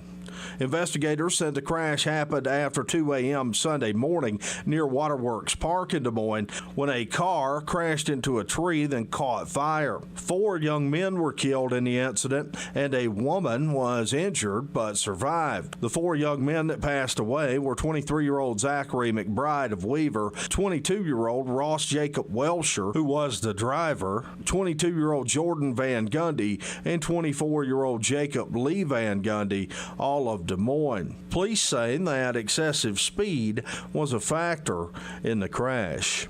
The Iowa Corn Promotion Board will be holding elections in crop reporting districts 1, 3, and 6 on July 14th. The board's primary priorities include domestic and foreign market development, research of new and value-added uses of corn, and education on corn and the farmers who grow it. Anyone who has produced and marketed 250 bushels of corn or more in Iowa in the previous marketing year is eligible to vote in the election and can do so during business hours at their local county ISU extension office. The candidates in District 1 are Chad Harms of Dickinson County and John Schott of Pocahontas County. District 3 candidates are Jason Orr and Derek Taylor, and in District 6, Pete Brecht in Lynn County and Darren Oberbrockling in Scott County. In a game you heard on Sunday 99.7 and online yourfortdodge.com last night, St. Edmund softball fell at Rogers Park 6-0 to Southeast Valley.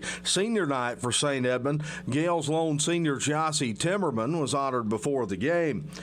Jags led 2-0 through 6 innings and would lead 3-0 in the 7th when 8th grader Jordan Rowley came up. That will gap it. That will get to the fence. Rowley. She will clean the bases up. 3-run triple for Rowley. Brian Peters on the call of the bases clearing triple by Rowley. She had 3 hits and 5 RBIs on the night. St. Edmund got doubles from Grace Newberger and Ella Vrotny in the game. Number 1 Fort Dodge softball cruised at Webster City last night, 16-0 in 4 innings. Dodgers scored 3 in the first, 2 in the second, 5 in the third, and 6 in the fourth to win in convincing fashion. Sophomore outfielder Malia Lowry 3 for 3 on the night with 2 RBIs. Jalen Adams the win in the circle, going 4 innings of a no-hitter. That's now 7 consecutive innings without surrendering a hit for Adams. Dodgers host Mason City for a double dip today starting at 5 p.m. at Rogers Park. Algona baseball with an 11-0 win over Bishop Garrigan in 5 innings last night. Bulldogs scored 4 in the second and 4 in the fifth en route to the win. Cameron Rendoni had big games at the plate and on the mound. He threw 5 innings of shutout ball, allowing just 1 hit, and had 3 RBIs and scored 3 times. Baseball on your radio tonight. Fort Dodge hosting Mason City for a double dip at McNeil Field starting at 5 p.m. You can hear both of those games on Sunday 99.7 and online at yourfortdodge.com. That's your Alpha Media News Update from the Jerry Sheeter Newsroom. I'm Rob Jones. Here's the AM 1400 KVFD Weatherology forecast.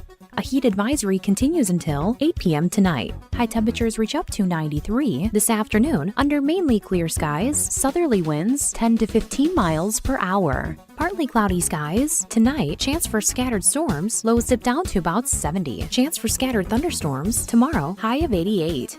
From the Weatherology Weather Center, I'm meteorologist Jennifer Wojcicki. Currently, it's 94.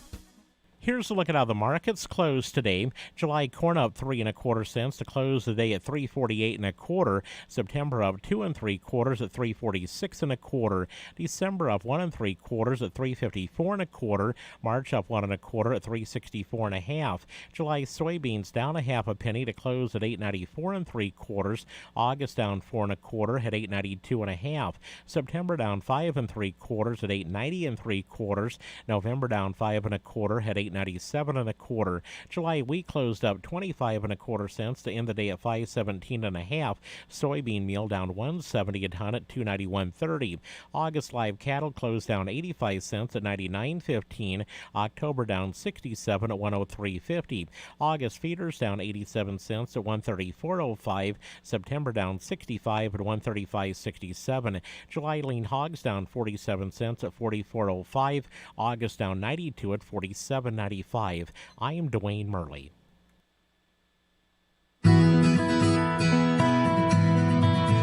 Research is showing that eating eggs with vegetables can be good for your brain. I'm Julie Harker with Healthy Living on Brownfield. The Egg Nutrition Center and Produce for Better Health are teaming up on research into cognition and memory function. Dr. Taylor Wallace says eggs are an excellent source of choline, which is an essential nutrient that the body doesn't make enough of. If you don't get enough choline, you will develop liver dysfunction in the form of non-alcoholic fatty liver disease. Choline also supports muscle health, and he says brain health from pregnancy through old age. Choline has really been shown, at least in animal models, to have lasting effects on cognition throughout the lifespan, and we're beginning to see more and more of that in humans as well. Pairing eggs with vegetables, he says, enhances the health benefits. We know that eggs can increase the absorption of certain nutrients compared to consuming vegetables alone. Most Americans do not eat enough fruits and vegetables. 5 servings are recommended each day. And Wallace's research found that 90% of Americans are not getting enough choline. He says eggs and seafood are the primary drivers for increasing choline in the body. I'm Julie Harker with Healthy Living on Brownfield. This message is from the National Council on Aging.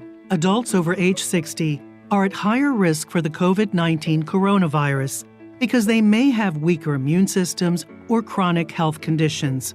The Centers for Disease Control recommends older adults avoid crowds and people who are sick.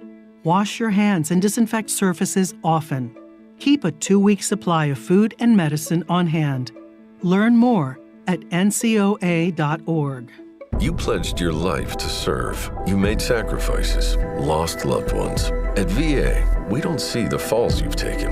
We see the 1,000 times you've stood back up. We embrace your uniqueness and won't trivialize your hardships. We can't promise to heal all wounds or wash away all trauma, but we do see a path forward. We see all veterans.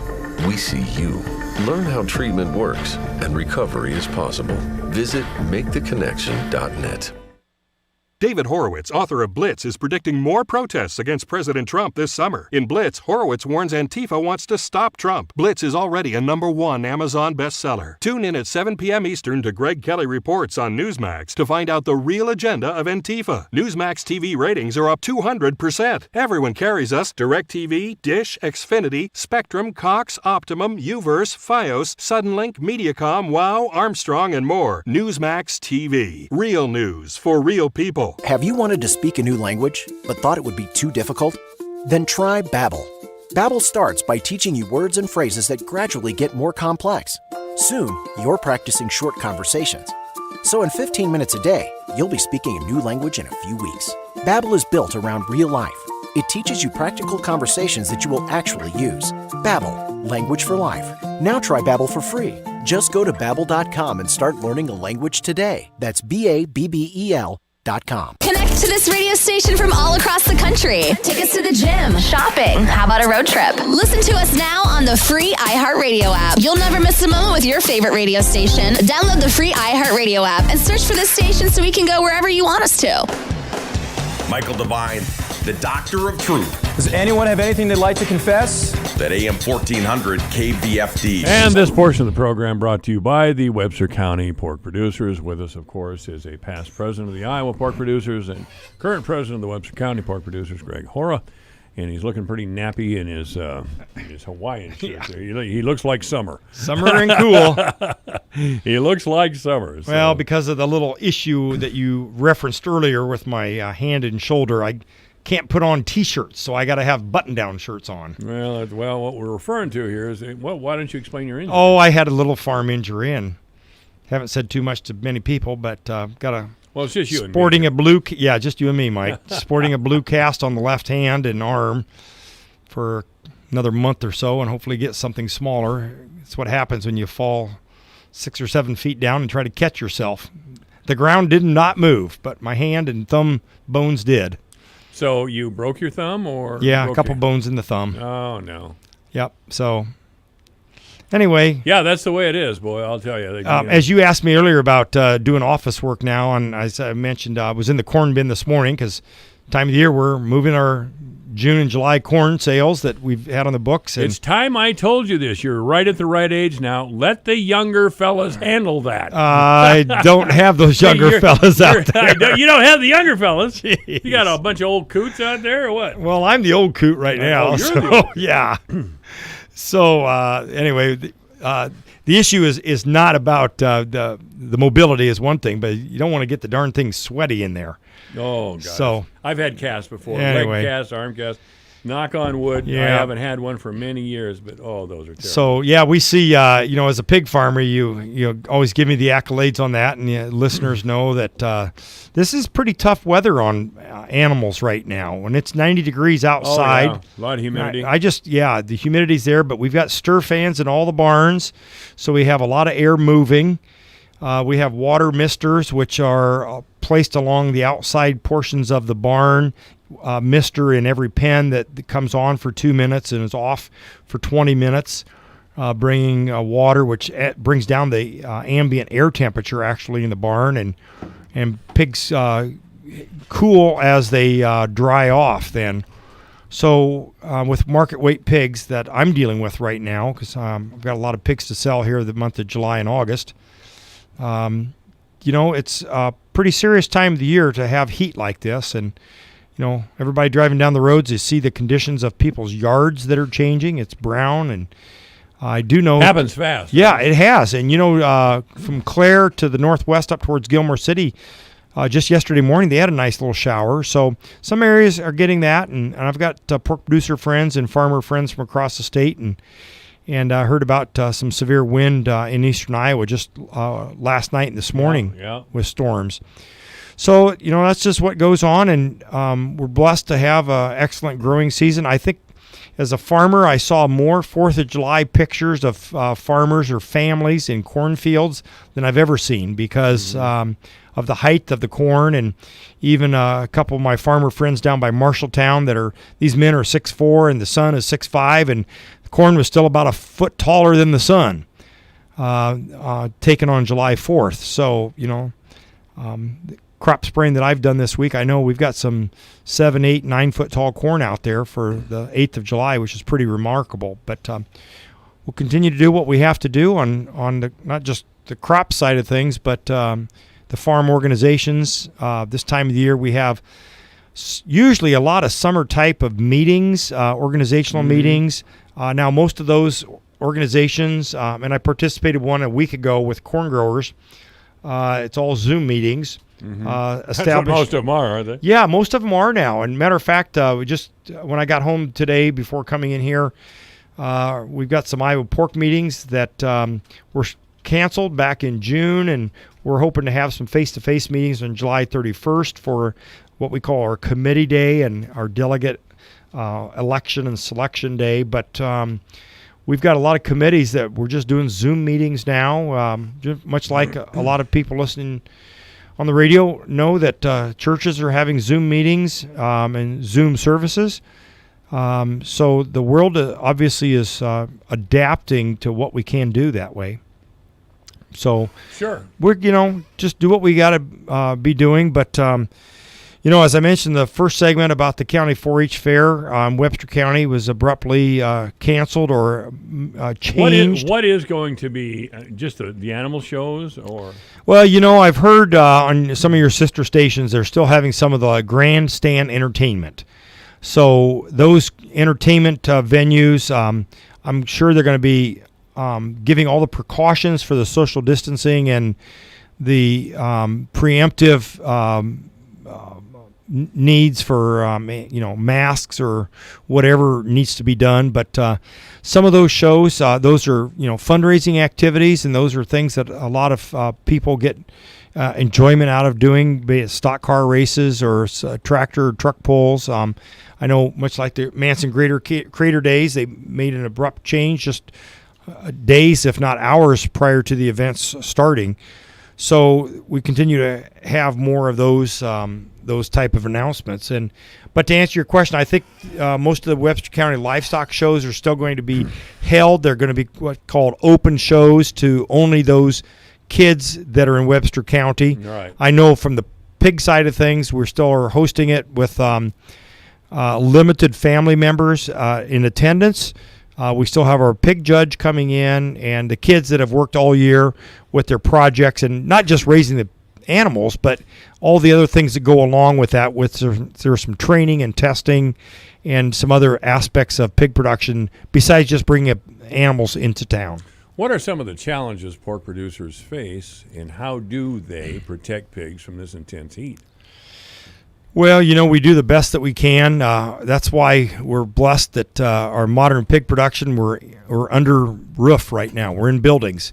Some of your old timers, and perhaps even you, Mike, like me, I would call myself an old timer. I am an old timer in the pig business. I remember where we would have open grass pastures that would have fences around them for the pigs, and we build these A-frame A-huts or sunshades that we would have out there, and literally would put 5 or 6 posts up, and then you'd put configuration of boards across there and maybe a woven wire fabric, and then you throw grass hay on top of it just to create some shade for pigs that would go underneath. Now, today's modern pig production and the numbers that we have, obviously, we don't do that. We have electric fans running 24/7. I think, my fans, they kick on when it's 72 degrees, and I would tell you that in the last week, I don't think we've cooled down under 70 degrees inside the buildings at night. Oh, I'm sure. All you have to do is look at the nighttime.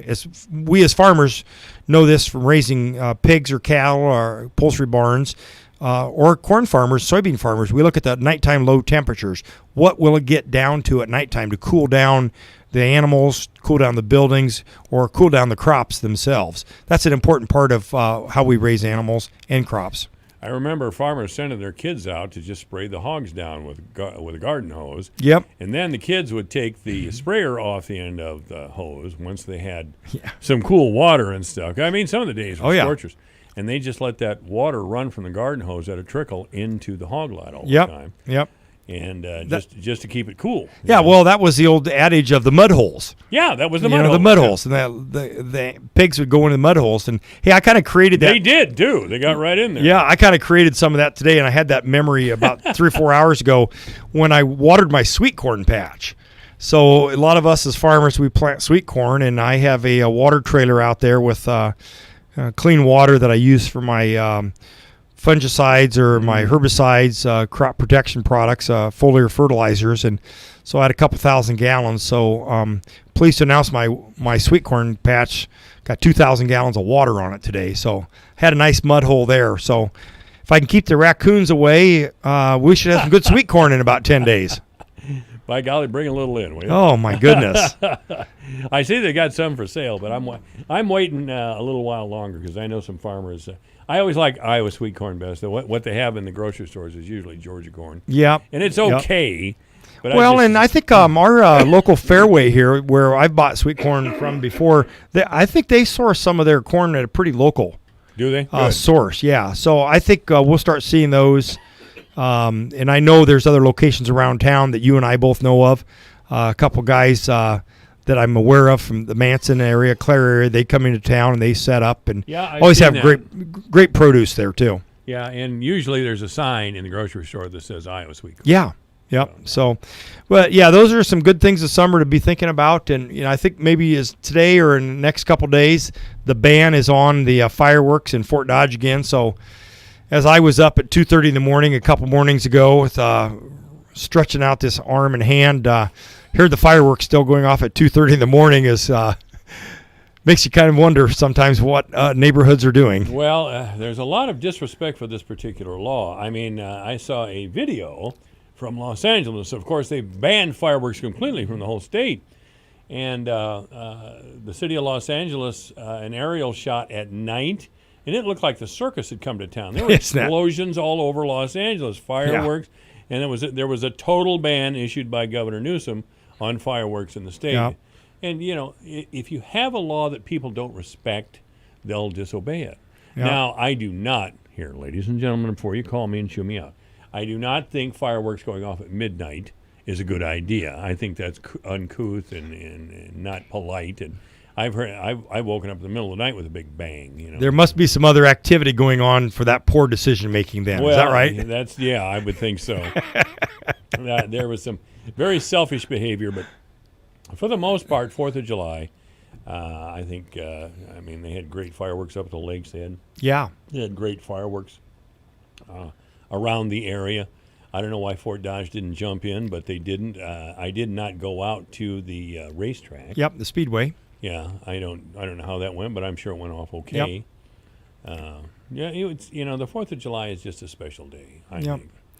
Well, under the circumstances, I know the circumstances. What we're living in now, it's been really unusual times. Talking about the 4th of July and Independence Day and all of the meanings that go with what we've known as history. You bet, buddy. And I don't know if we're going to be rewriting history or not, but we are. We are definitely in a political season right now, as we've already hearing the ads on the radios. Well, yeah, we're in a political season, and I accept that. But the University of Iowa Writers Program has vowed to change its entire curriculum after a few complaints as to the racist nature of the writing program. Interesting. In the University of Iowa. Apparently they want to get rid of the old white guy writers. Think of that for a minute. Yeah. And what was the university's response? They groveled. Yeah. We understand. We share your anger.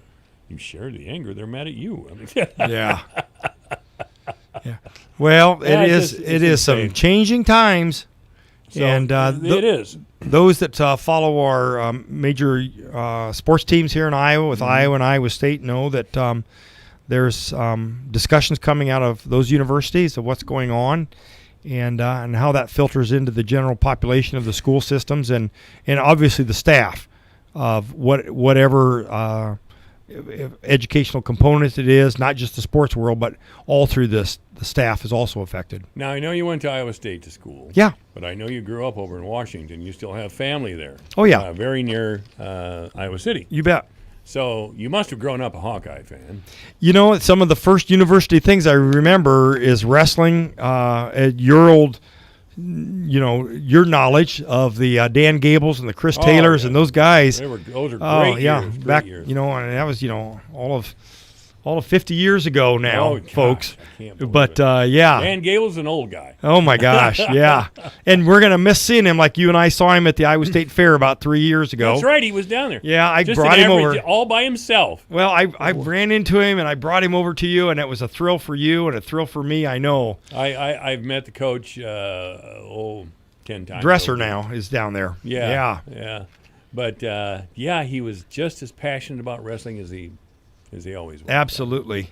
He spoke with great passion about the sport that he loved. And there's been because of this change of sports now, no basketball and baseball and soccer all on the TV at the same time. That's what should have been happening, but now that's always been shut down. You're seeing more of those documentaries about individuals, and I watched one on Gable and the Iowa State wrestling team about 3 or 4 weeks ago, and the things that Gable went through after losing his final college wrestling match, and then coming back to beat Larry Gibbons, who he wrestled. Yeah. Who he came back to beat him for the Olympic trials. Right. And then, of course, going on and being one of the most decorated Olympic wrestlers ever with his domination in winning the gold medal. So tough guy. He's one of our own from Iowa here. Yeah, that's great, isn't it? Yeah, that's it sure great. is. But so anyway, are you a Hawkeye fan or a Cyclone fan? Well, my daughter gets the paycheck from University of Iowa. So when she went there, I said, "Honey, as long as you get a paycheck someday, I'll support you wherever you go to school." And so now. Sure. So I, kind of the bandwagon fan with Iowa just because my daughter-in-law or my daughter there. But no, I'm still through and through Iowa State, and it'll be interesting. I was going to say, you and Liddy went to Iowa State. Oh, yeah. And my son, Joe, he's more of an avid fan than I ever have been since getting out of college. But, Joe's a daddy. Oh, yeah. That's good great. stuff. That's good stuff. But, yes, to be seen what's going to happen with the our college sports and that football season. Yeah, I'm afraid we're going to have no fans in the stands, but I guess we just have to deal with these tremendous inconveniences. And as a sports fan, this is a tremendous inconvenience. Yeah. Well, the public's health and getting people back in the workforce here in Iowa has been real important in agriculture and all the processing of Iowa ag products. Well, I wore my mask most of the day, and it was a hot day. Yep. I had to wear a mask. Well, it's good to be back in here, and good to have you, Greg. You bet. We'll see how the rest of the summer lines up for me coming in. As I said, I've got a lot of pigs that we're selling here the next 6 weeks or so, and hopefully it's not at 3 o'clock in the afternoon when it's 40 or 94 degrees outside. Well, you've got an out in case you'd like to get out of that heat. You can come in here and talk. Yeah, there you go. All right, Greg Hora of the Webster County Pork Producers has been our guest. This portion of the program brought to you by the Webster County Pork Producers. County Supervisor Mark Campbell coming up. It's 4 o'clock. Thanks for listening. Straight talk on life and money. This is the Dave Ramsey Show on the voice of Fort Dodge, AM 1400, KVFD, Fort Dodge. Over 3 million cases of coronavirus. I'm Lisa Brady, Fox News. The U.S. crossing that milestone of confirmed cases as a record surge continues in some states, putting a strain on hospitals in some areas. Here in Texas, a record number of people are hospitalized from COVID, more than 9,200 patients. State health data shows that is a 515% jump since Memorial Day. Arizona is experiencing the same issue. Fox's Casey Stiegel, the federal government opening surge testing sites in 3 of the hard-hit states as reports of testing supply issues and delayed results persist around the country. Both the White House and health officials pushing for schools to reopen. It's not a matter of if schools should reopen. It's simply a matter of how. Education Secretary Betsy DeVos, part of a briefing by the White House Coronavirus Task Force, the CDC director emphasizing that his agency's guidelines are only recommendations after the president criticized them as expensive and impractical for schools to follow. But there's movement from state and local leaders on both sides of the aisle. New York City's Democratic mayor unveiling a hybrid plan for a mixture of in-class instruction and remote learning. And the Texas Republican governor says schools plan to open in August with masks, if his mask mandate is still in effect by then. President Trump hosting a visit from Mexico's president. Our countries are linked by trade and travel, by history and culture, by faith and family. Their meetings part of a celebration of the USMCA trade deal that's now in effect. Canada's prime minister skipping the meeting. President Trump says he'll visit at the appropriate time. Joe Biden's bid to foster unity in the Democratic Party takes a step forward as a group of task forces unveils policy recommendations, including a climate change proposal calling for net zero emissions by the year 2050.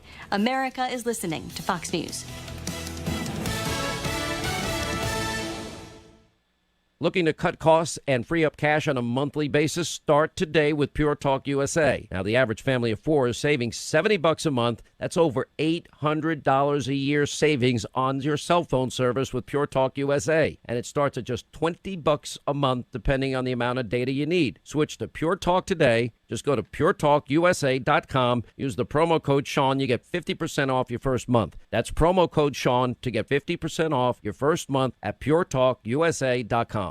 Time's running out to win $7,000 a week for life from Publishers Clearinghouse. Enter now at PCH.com and you could win $7,000 a week after week, for life. Don't miss your chance to win, because $7,000 a week for life is ready to be awarded on August 31st. Go to PCH.com and enter before it's too late. That's PCH.com. Better hurry if you want the next big winner to be you. Enter now at PCH.com. Entries due 8/26. No purchase necessary. Void where prohibited. A win for the Trump administration at the U.S. Supreme Court, which says some employers can opt out of Obamacare's birth control mandate on religious grounds. The 7-2 ruling is also a win for the nuns who run Little Sisters of the Poor after an 8-year fight. They have always argued that being forced to provide cost-free contraception to their employees was in direct conflict with their most deeply held beliefs. Well, the ACLU reacting today, telling us this is a shameful decision from the Supreme Court. Religious liberty is a fundamental right, yes, but it does not grant a license to discriminate. Fox's Shannon Bream. The Supreme Court expected to rule tomorrow in the fight over President Trump's taxes and other financial records being sought by congressional committees and prosecutors in New York. The president's niece set to release a tell-all book next week. It's 211 pages. It tells a story about a family full of dysfunction, also alleged family secrets, and also alleged private conversations. Mary L. Trump is the niece of President Donald Trump. She's a clinical psychologist. She's the daughter of the late Fred Trump Jr. Now, she's been largely estranged from the president's immediate family. Perhaps one of the most explosive allegations without providing proof, she claims that more than 50 years ago, her uncle, who she calls Donald throughout the book, paid a friend who she names in the book to help him take his SAT test to help him get accepted at the Wharton School at the University of Pennsylvania. Fox's David Spunt. The White House and a friend of the president have denied the SAT allegation. His younger brother Robert went to court last month trying to stop the book from being published, arguing it violates a 2001 non-disclosure agreement. Stocks hold on to a late rally. The Dow up 177, back over 26K. The NASDAQ with a new record close at 10,492. I'm Lisa Brady, Fox News. Your news, your town, your station. KVFD News when it breaks. From the Jerry Sheeter Newsroom, I'm Rob Jones. Public health officials here in Webster County released a statement Tuesday night announcing 2 COVID-19 related deaths. One of the people who passed away was a resident between the ages of 61 and 80 years old. The other was an inmate at Fort Dodge Correctional Facility who also was between those same ages. The inmate was 71-year-old Ray Van Lingen. He passed away at the University of Iowa Hospital after being transported there from the Fort Dodge prison. He did have pre-existing medical conditions. Van Lingen was serving a maximum sentence for sexual abuse convictions. The statement released on Tuesday night by Webster County Public Health says that the reported increase in cases in the county can be attributed to the increased testing at the prison and close contact testing. There were 61 confirmed cases from inmates at the facility and 5 staff members. Webster County Public Health Director Carrie Prescott said, quote, "As we continue testing at the prison, numbers will rise because inmates are in close quarters," end quote. Authorities have released the identities of the victims of a fiery single-vehicle crash that happened over the weekend near downtown Des Moines.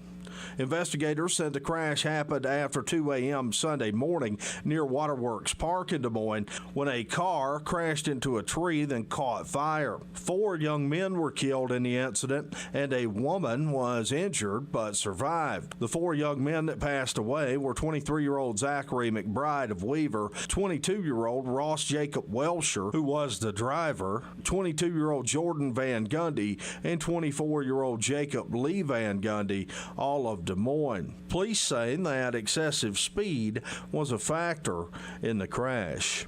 The Iowa Corn Promotion Board will be holding elections in crop reporting districts 1, 3, and 6 on July 14th. The board's primary priorities include domestic and foreign market development, research of new and value-added uses of corn, and education on corn and the farmers who grow it. Anyone who has produced and marketed 250 bushels of corn or more in Iowa in the previous marketing year is eligible to vote in the election and can do so during business hours hours at their local county ISU Extension office. The candidates in District 1 are Chad Harms of Dickinson County and John Schott of Pocahontas County. District 3 candidates are Jason Orr and Derek Taylor, and in District 6, Pete Brecht in Lynn County and Darren Oberbrockling in Scott County. In a game you heard on Sunday 99.7 and online yourfortdodge.com last night, St. Edmund softball fell at Rogers Park 6-0 to Southeast Valley.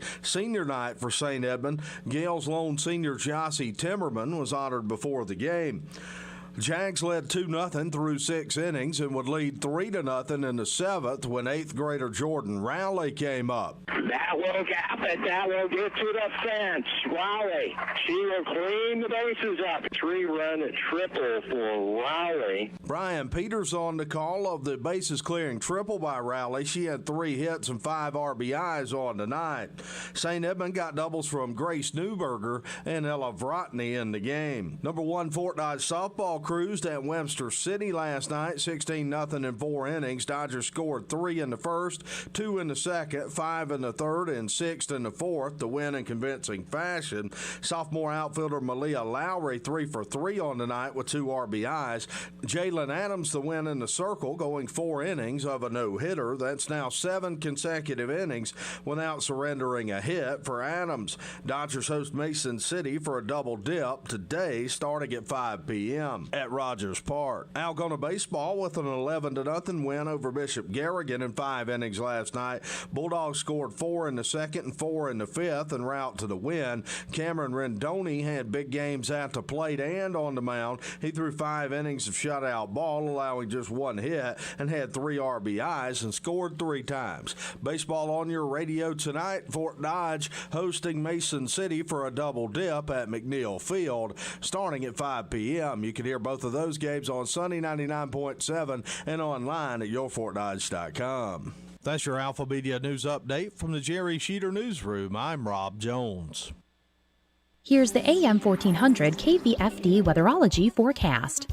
A heat advisory continues until 8 p.m. tonight. High temperatures reach up to 93 this afternoon under mainly clear skies, southerly winds 10 to 15 miles per hour. Partly cloudy skies. Tonight, chance for scattered storms, lows dip down to about 70. Chance for scattered thunderstorms. Tomorrow, high of 88.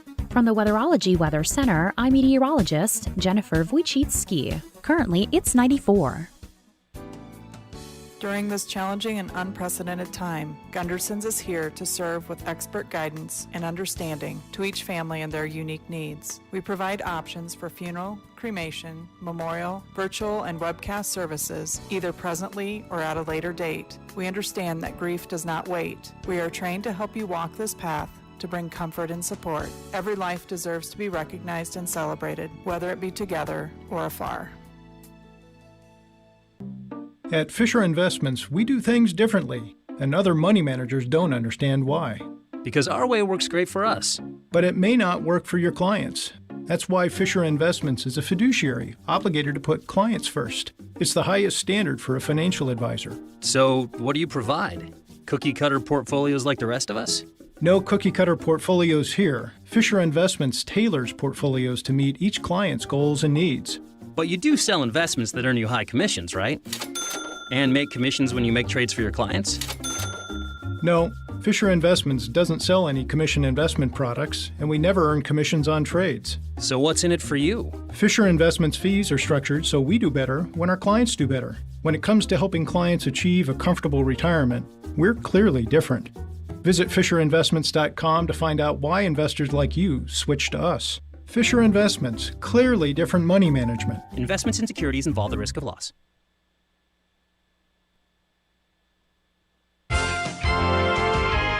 The potential for a solid finish for red meat exports in 2020. Hello, I'm Megan Grebner, and this is Managing for Profit on Brownfield.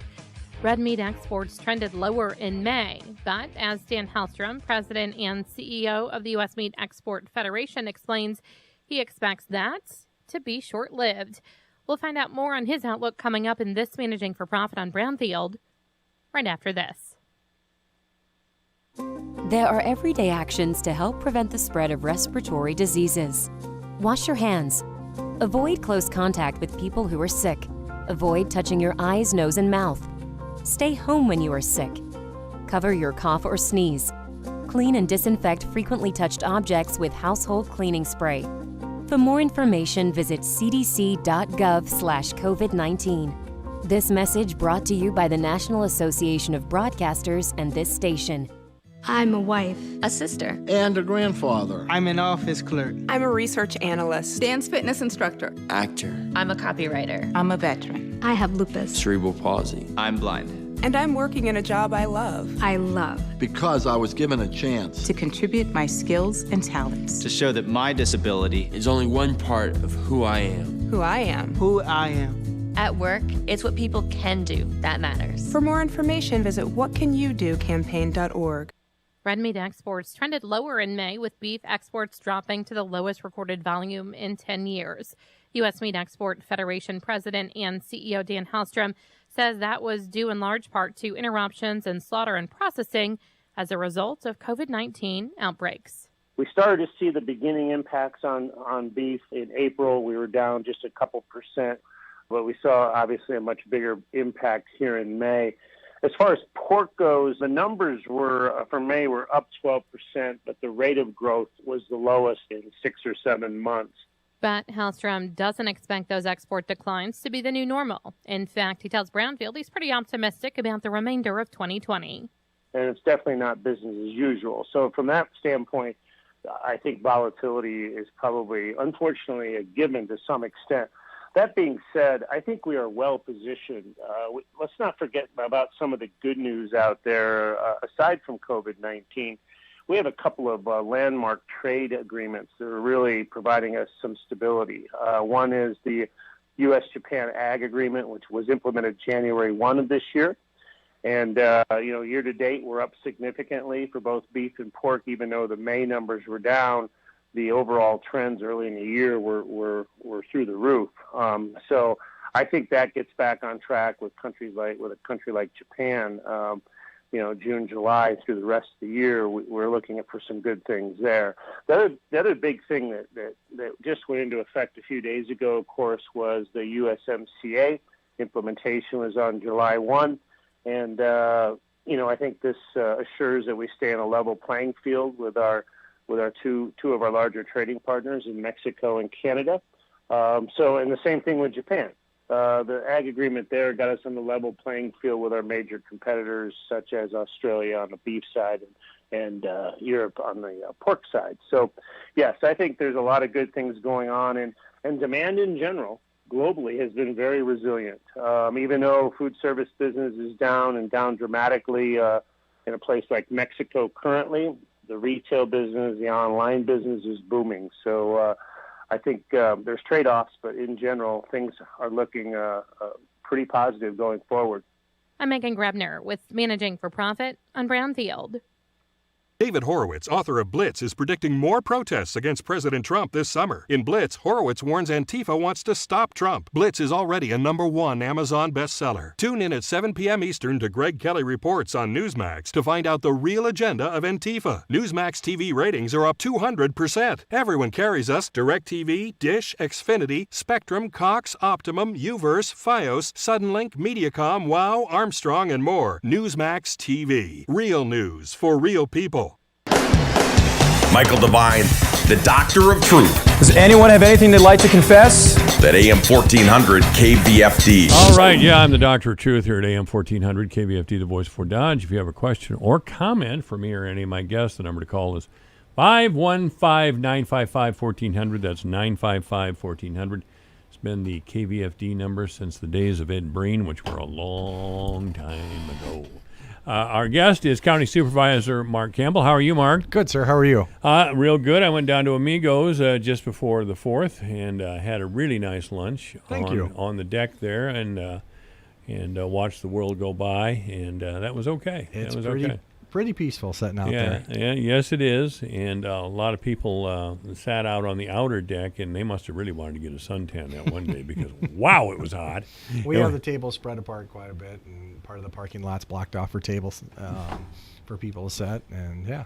We got to do the best we can. That's all we can do. I mean, I think you even, inside you even had some of the tables marked off, didn't you? And the bar stools even. Yep, limited seating inside also. Gosh, this has just been a crazy year. It is, but, you make do with what you have. I'm blessed to have some amazing employees, and the customers are phenomenal, so we appreciate everybody coming, and we continue to try to do our best. Well, you hired a couple of really nice young girls there who waited on us. They were terrific. Excellent. Glad to hear that. That makes I'll pass the message along. So sure. Now the supervisors meeting was yesterday.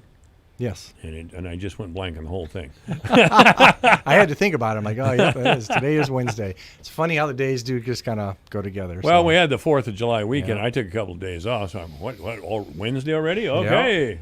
So what did we do at the supervisors meeting? So we have some projects coming up. We're going to start paving shoulders in Colville, going from Highway 520 all the way down to the new boat landing on the Des Moines River in Kalo. One side's going to be painted and designated for trail walking. It'll be, I believe, a 7 or 8 foot shoulder. We're trying to get some of the bikes and walkers off the road. There's quite a few people that utilize that road going to Dolliver and the south part of Webster. That project's starting up. We were updated on the Henderson kayak and canoe access. They're going to start with that in the next couple of weeks. Matt Cosgrove's been working on that, and also the trail around Kennedy Lake. The city and the county will be partnering on that trail. Supervisor Dinklaw is gone this week, but he's been working on continuing the trail from D14 up to Badger. Somebody over at the Dinklaw house had a birthday today. Really? I think it was, it's the Facebook post is Keith and Linda, but I think Linda mainly maintains that. And I think it's probably Linda's birthday today. So happy birthday, Linda Dinklaw, wherever you are. Happy birthday. And let's see, Tuesday was Supervisor Thode's birthday. Oh, really? So, yep. How old's Big Bob? Oh, Lordy. I'm going to go with 55. Is that all? No, I'm just being conservative on that one, so. You don't want to take him off, yeah. All right. But no, there's a lot of good stuff going on. Today we had a construction update at the courthouse, as they do weekly, with the clock tower roof restoration project, and they are moving forward. Been a great company to work with, starting to remove some of the skylight panels, and just to see all that new light coming in really lights up the building. We heard that in the next week or two, some of the court employees will start coming back and working in the courthouse, so we'll have more people there. Public Health is still diligently working. They've been out testing in conjunction with Community Health and Unity Point. They've been doing a lot of testing, as everybody has heard. Different entities around our community had some challenges. It is great to see the number of tests that are going on and the amount of negative tests. Yes, some numbers have crept up, but we got to realize that we are testing a lot more people, and the death rate is continuing to go down. So that is absolutely incredible too. So appreciate everything everybody is doing. I know a lot of long hours are being put in. I see the people over here at the trailer into the evenings over at Community Health. I mean, absolutely great partners. And I know Public Health was still contacting people with contact tracing the other night at 10 o'clock at night. So it's unbelievable the amount of hours going into this. Yeah, it's a unique time. I'm getting to be kind of an old coot, and I've never seen anything like this in my life. Never. No. And I hope and pray we never do again. Yeah, me too. So, just to make things interesting, bubonic plague has been discovered in China. I think I saw that on your Facebook page. Yeah. Let's not have any bubonic plague, okay? I think we're dealing with all we can right now. Yep. But I did get an email the other day, as I think you did, from Representative Myers, that the governor is allocating some more funds to our mental health here in Iowa. We're excited about that as we look at the possibility of a new region, or even looking at another region. We appreciate any additional funds and services that can be found out there. People needed them, and there's just a lot of stuff going on right now. So the stress of everything, it's always nice to be able to pick up a phone and talk to somebody. It is, for sure. No, I haven't gotten any text from Ann in quite a while. I just assume we've broken up, so nobody told me again. Oh, okay. I haven't broken up. Ann's great. They have been busy, and she was a good choice, as it turned out. You never know what you're getting when you get a new person, but this particular choice was very, very good. I apologize. It was Jim Kirsten. Jim Kirsten? So she replied to Jim and myself. So No, she's done a fantastic job this year. She's worked very hard for our area, and she's developed and built some great relationships all over the state that benefit us. So Sure, absolutely. the other thing that we worked on Tuesday was the solar farm project. There's a proposed solar farm in northeast part of Webster County, starting out rather small, but then could go up to over 900 acres. We are working to figure out how that will change the taxable value of that property. Obviously, if that goes down, that hurts the townships, and everything they benefit would be like the fire departments and ambulance services. I wanted to ask you about that, a little more clarification, because I saw your quote in the front page of the Messenger today. That I'm quoted. You're quoted in today's Messenger on the front page. You're quoted as saying, "I want to know what answer comes back before approving it. If the fire department can't afford to exist." Now, please explain that again. So our concern is when utilities come in, and we only know this from the wind turbines, they change from a property tax to a utility tax. A utility tax is collected, goes to the state, then the state divvies it up and sends it back. Well, we don't want that, do we? And we want to make sure that we are maintaining or increasing the value of our property for the local fire departments, ambulance services, and township trustees. They have to take care of everything from the cemeteries to the... I'm just telling you, I'm not doing mouth to mouth, so... That's okay. This is what I get for 40 years of smoking Lucky Strike cigarettes. Boy, I can clear out a grocery aisle. I'm insane. I started coughing like that in a grocery store, and boom! I'm there by myself in no time. So we did ask the developer at the last public hearing to bring us some estimated revenues, that the changes in the revenues. He did provide us some information. It was from him, and we wanted it to come from the state, so we have something a little more solid. And he has been diligently working on that. We have a conference call with the state tomorrow, and we're going to try to work through those numbers and see what the changes will be, if there will be changes, and how that will affect our local fire departments and ambulance services. Well, I'm going to talk about this tomorrow with David Osterberg, who is with the Iowa Policy Project, and he is very active in the environmental movement here in Iowa. Great man, good guy. This ordinance, according to the Messenger, was hailed by the Iowa Environmental Council as a model that could be used across the state. Do you see that happening, or?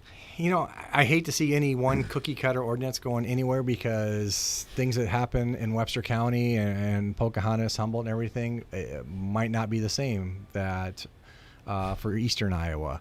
When they did the wind turbines over here, we had a drainage clerk at that time, Doreen Pleiner, who is now our auditor, that diligently worked to make sure that the county's best interests were in our agreements with Mid-American at that time.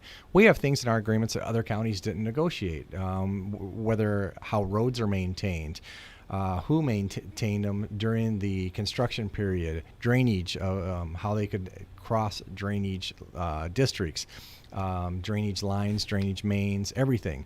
So we want to do the same when we're looking at converting truly ag preservation land to a solar field. How does that affect the people up and downstream for drainage?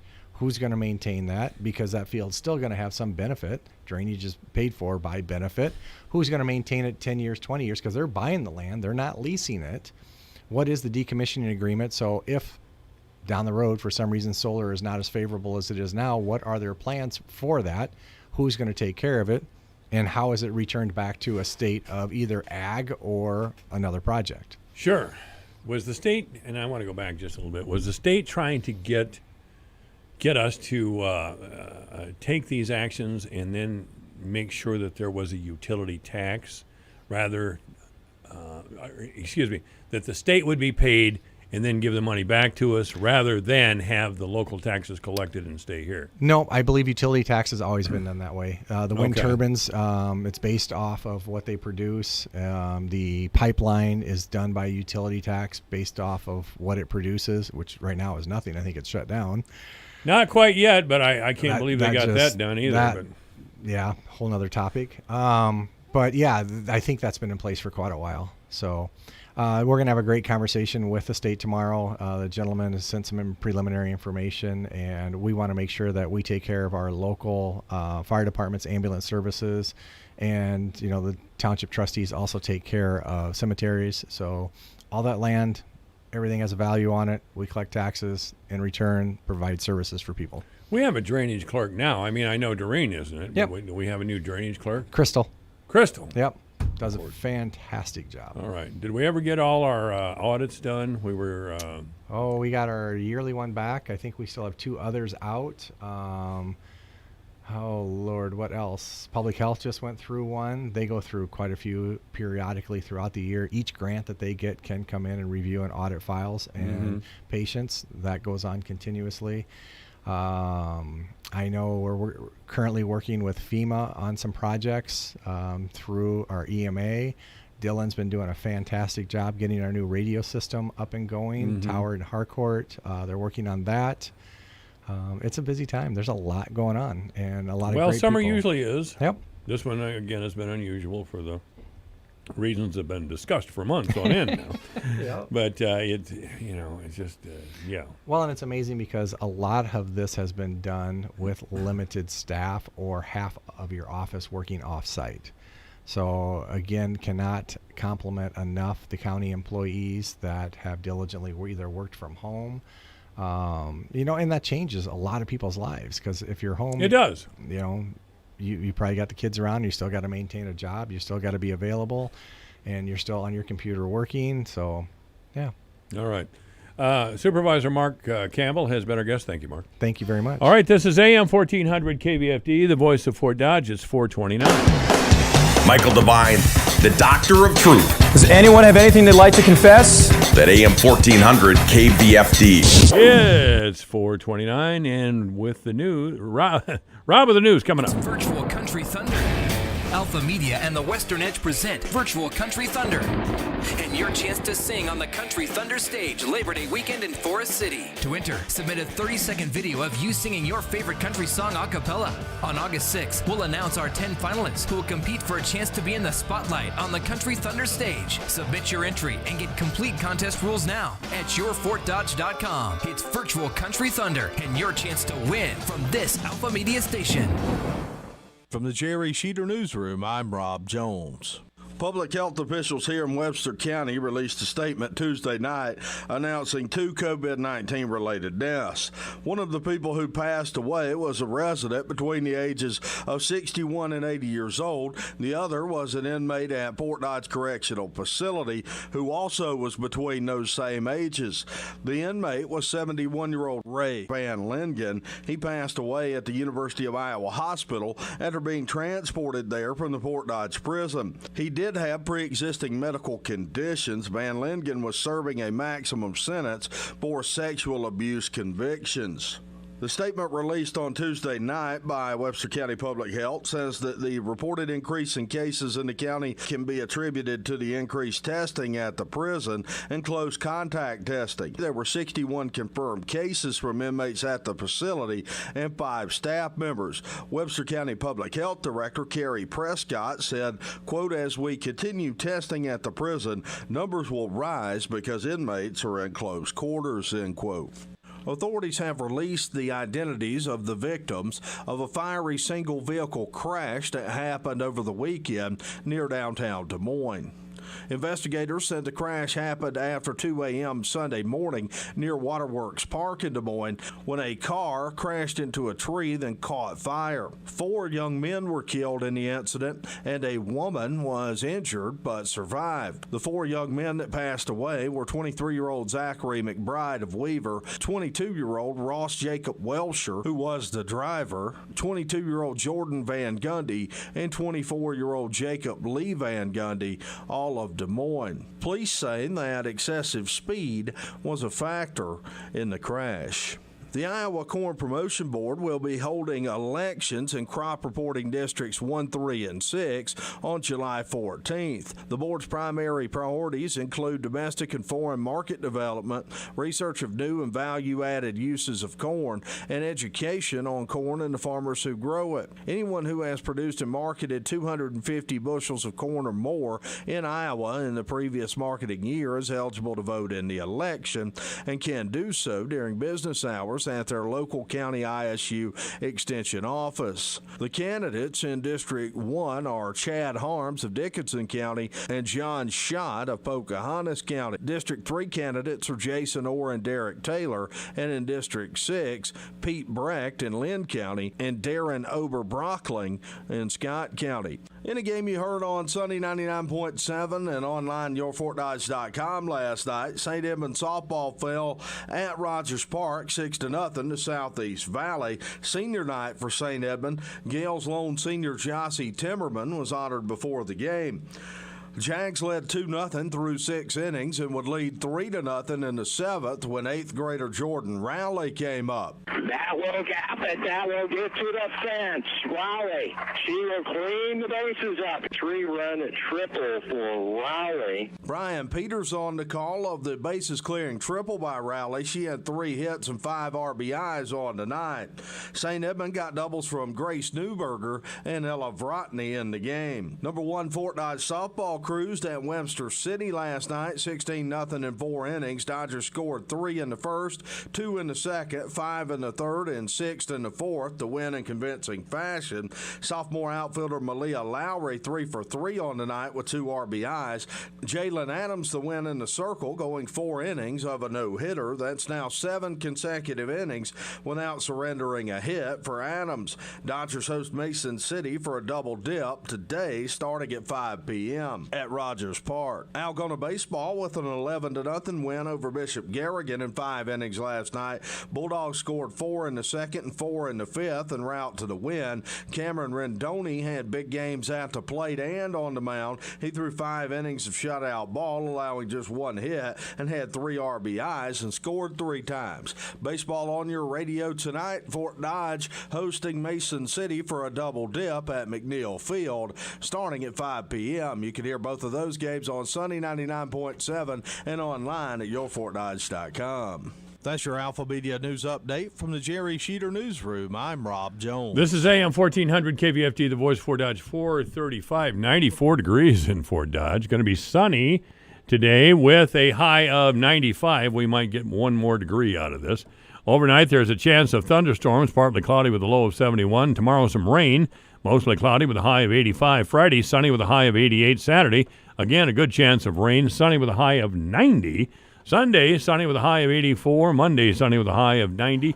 And Tuesday, mostly sunny with a high of 90 right now in town. We're at the day's high so far, 94 degrees. And again, we might get 95.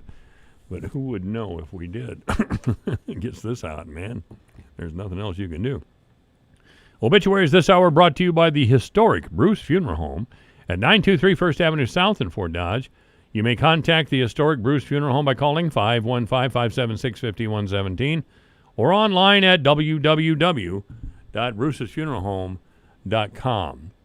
Vicky Steberg passed away last Sunday. Vicky Steberg, 69, of Fort Dodge, died at Unity Point Hospital Sunday, July 5th, Trinity Regional Medical Center.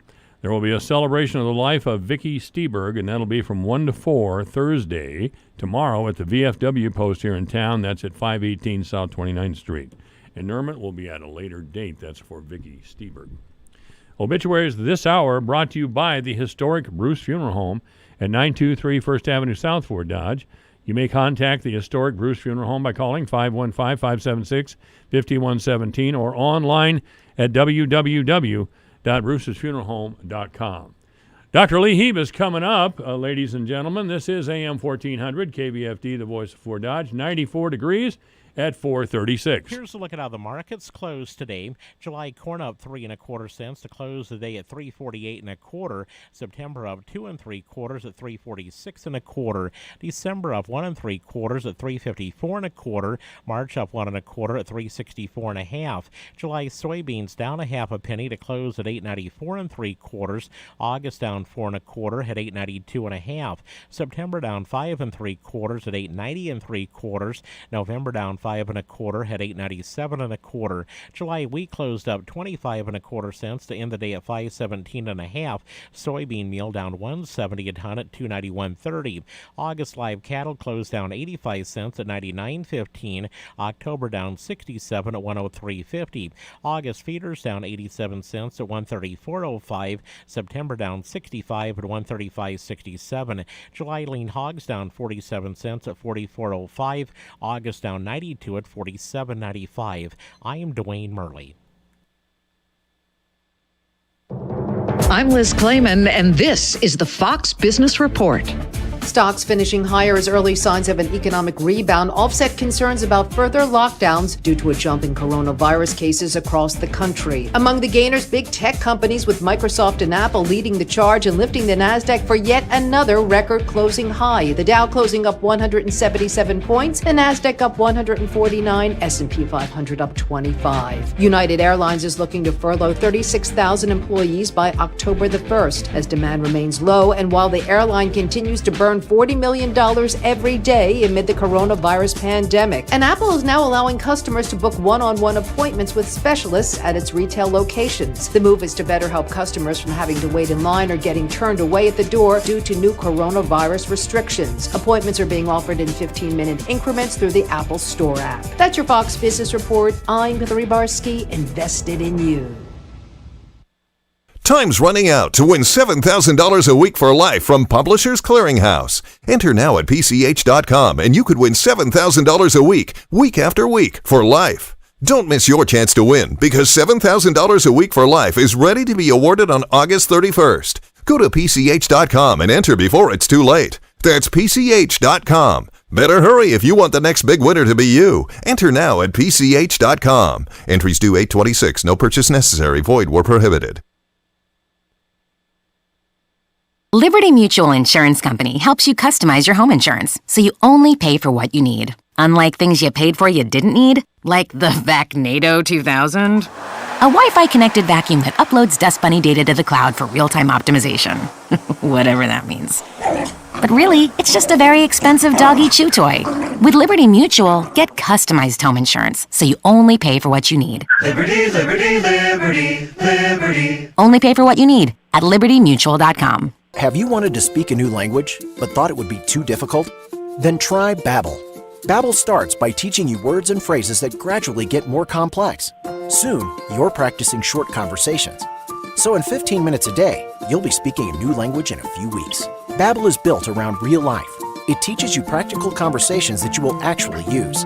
Babbel, language for life. Now try Babbel for free. Just go to Babbel.com and start learning a language today. That's BABBEL.com. Michael Devine, the Doctor of Truth. Does anyone have anything they'd like to confess? That AM 1400 KVFD. That's right. This is AM 1400 KVFD, the voice for Dodge. I'm Michael Devine, the Doctor of Truth. Joining me now, Dr. Lee Heeb. How are you, Lee? Hey, great. All right, Dr. Heeb. Happy Independence Day, I guess. Yeah, that's right. Did you have a good time or not? Oh, yeah. I thought it was pretty interesting. My little town, the city council wimped out and refused to have fireworks or a parade. And you'd think it was the pet offense here. Everybody bought fireworks. It was just one big explosion after another. I hope nobody got injured. But I think just a big, stick in the eye to say, look, we're going to do this whether you think this is good or not. So, well, Fort Dodge wimped out too, Lee. I mean, we couldn't have the 4th of July fireworks. I mean, social distancing and all that sort of stuff. So Donald Trump, President Trump, is going to pull us out of the World Health Organization. Now, according to the people who have lost their minds since the election of Trump, and they're screaming in the streets and have been for 3.5 years, whatever Trump does is terrible. It's the end of the world.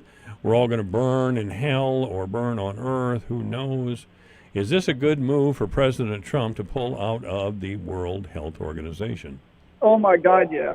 I mean, it's been so overdue. And I can't believe we put up with this corrupt organization this long. I mean, that's not the only one. I mean, if you really look at what's happening is we have just a whole, a plethora of these organizations that are not elected, that have appointed heads from the few oligarchs in charge of the world, because it's not a lie to say that the heads of the WHO and the UN and the IMF and the Global Fund and all these different things, all these different organizations that essentially control the flow of money and healthcare and all sorts of things around the world are organized through the Trilateral Commission and the Council on Foreign Relations. I mean, if you're not a Trilateral Commissioner, your chance of being the head of the IMF is zero. And so the WHO has been corrupt. I mean, it was started out one thing, and after World War II, but it's now become and what happened is, and let's just back up and say this: it used to be in 1948 when this charter of the WHO was set up. It was funded by the nation states of the UN. Okay, so far so good. But the problem is that it's become a public-private partnership now. And so here's the trivia question I ask people, and I'll ask you if you know. So the United States was it gets about $8 billion a year, or $4 billion a year, I think, from the various donors. Okay, and United States, we give like $500 million. We're the number one donor. Guess who the number two donor is? I don't know. I don't know. The number three donor is United Kingdom. Okay. The number two donor is Bill Gates. Okay. So what it's become is all these officers. In fact, there's a book, and I can't remember the name of the book. Let me see if I can write it up. Oh, yeah. It's a French book. It's called The Who, The Drunken Sailor of Public Health. That's but great title. I'd read it just for that. And I kind of resent that, having once been a drunken sailor. No, I mean, I spent 10 years in the Navy, and the joke is, drunken sailors just spend things wildly without consequences. Well, the WHO now takes all this private funding, and Bill Gates is treated like the head of a state. Okay, he's treated like the president when he goes over there, probably better than our current president. And so he has a lot of pull with the WHO. And if you notice, this guy, Dr. Tedros, who's the head of the WHO, he's not a physician. He's the first one not to be a physician. Well, he was Gates' paid guy when he was he's a PhD in philosophy. Gates paid him to be the head of the Global Fund, which is the Global Fund is another one of those feel-good, sounds-good, big organizations. But the Global Fund was funded mostly by the Bill and Linda Gates Foundation. And the theory was it was going to give money to various places for malaria, tuberculosis, and maybe cholera. I can't remember the third one. But malaria and tuberculosis were the big things. And it was supposed and to fight AIDS. I know, it was malaria, tuberculosis, and to fight AIDS. And it was estimated that 67% of the funding for the AIDS program in this one country, I think Mauritania, was misspent. In other words, they couldn't find out where the money went. The same thing in Ethiopia. And guess who the biggest recipient of the funding was, or a large recipient, was the Clinton Foundation. Of course. The Clinton AIDS Initiative, okay? So this is a big funding leftist scheme, basically, and the WHO is a money funnel. That's part of the problem. But the other thing is, I mean, if you look at who the people are that are telling us to go into our home and shelter and to wear masks and do all these good things. This guy, Dr. Tedros, and his last name starts with a G. Nobody can remember it. That's why they use his first name. But, he was a Marxist revolutionary. He was the number 3 guy in Ethiopia when they were persecuting and starving a whole bunch of Ethiopians. This guy, I mean, he at one time, I know it's a funny story about Dr. Tedros. He actually tried to appoint. They overturned it because there was so much outcry about this. Robert Mugabe as the Health Goodwill Ambassador of Ethiopia. Oh my God! Yeah, I mean, the guy is a total Marxist he really, even Human Rights Watch wrote him up and said that during his watch, during his time, this was in 2010 when all this starvation in Ethiopia was happening, all the foreign aid was going to political oppression. They were withholding food and fertilizer from these poor farmers who were not going along with all the government, that wouldn't join the Marxist-Leninist group, the Taige something or other. But they also refused emergency health care. That was Tedros' Ministry of Health. He covered up epidemics and he refused emergency health care. This is the guy we have now in charge of the UN, in charge of the WHO. And the other thing to say here is, in June of this year, he was just invited to be the guest commencement speaker at, who's the chief of, Xi Jinping's alma mater. He is super tight with China. And when he was at one point the number 3 in this Marxist organization that took over China, that overthrew the previous regime. As the foreign minister between 2012 and 2016, he indebted Ethiopia $13 billion to that Chinese Belt and Road Initiative. Okay. Okay. So when China said, when this whole thing broke out in China, remember what the WHO first said? It said, oh, nothing to see here. Don't worry about it. It would be a bad thing to close down transportation to China. Now, that I think personally what happened, I think this virus was much more deadly when it was first out of the box. And that's why we saw so many people dying in New York, one of the reasons, New York and maybe early on in the nursing homes in Seattle and in Italy, but it's fizzled out after that because typically viruses attenuate. So by not shutting down transportation to China right away, we killed a lot of people. I don't know that you can really, but that was thanks to the WHO.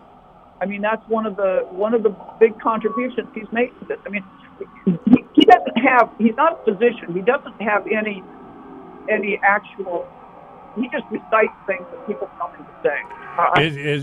Is it fair to say that this was allowed to happen, or this was fairly early in the COVID thing, as I recall? Right. But did anybody really know the hazard? Well, I mean, I think some people did. I mean,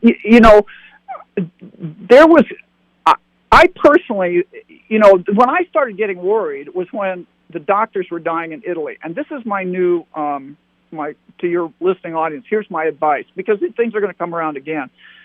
Just from, even with my understanding and ability to read scientific literature, when something like this is let loose, some new designer virus is let loose with the idea of killing us, you don't really know if it's a hoax, or don't assume it's always a hoax. So you don't know if it's a hoax or the real deal. And one of the things you can stick your finger up and put in the wind to see is, are doctors dying uncontrollably? Because trust me, if we knew how to take care of it, whether we did it, and this is not fair to say, but what's going on with hydroxychloroquine. We know that there's a treatment here, but we're not telling everybody. We're controlling people by differential knowledge. In other words, they know, and we have thousands and thousands and thousands of cases in series demonstrating the benefit of hydroxychloroquine. But we're not allowing everybody to have it. But it slipped out that Trump was on it. That Democrat congressman in Michigan was on it, in spite of the fact that it was outlawed in the state of Michigan. You see what I'm saying? Oh, yeah. People on the inside will be able to get it. A bunch of us, looking ahead, even before they told us we shouldn't do this, stocked up on a little in our houses because we knew from reading the literature and following what was going on early on, before it had even hit America, that this was coming and this was a treatment. So, I mean, I don't have much, but I just had enough in case I had to go to the hospital, and so that's what's going to happen, is that people that are, when doctors cannot keep themselves from dying, it's bad. There's something really bad going on, because they're going to try and save their own staff, because once the hospital goes down, you can't save anybody. Do you know what I mean? It's not just a selfish reason. Doctors are very, very good at taking care of people without regard to personal safety, but they will save themselves if they can to help some other people. And that's why that wasn't happening in Italy is when I got a little worried about this. But that's going to happen in the future. And all I'm saying is that these guys, you cannot, back to the original point about the WHO, whether, they're supposed to be staffed by people, and the CDC and the Fauci's and all these people, they knew ahead of time what was going on. I mean, they did. There's no question that Fauci knew what was going on. And yet it was not communicated clearly to us. Now, there are some things that we found out along the way, like vitamin D levels are critical to your survival of this kind of virus. We knew it somewhat with flu, but we really know it with this one. But we basically knew way back, the CDC itself did the research and published the research on chloroquine and the treatment for SARS. And then Fauci praised hydroxychloroquine and MERS. So these guys know about this stuff. I mean, you and I never heard the term lysosomotropic agents. Big word. But that's what these malaria drugs are, and there are other drugs like that. They stop the replication of viruses in the lysosome.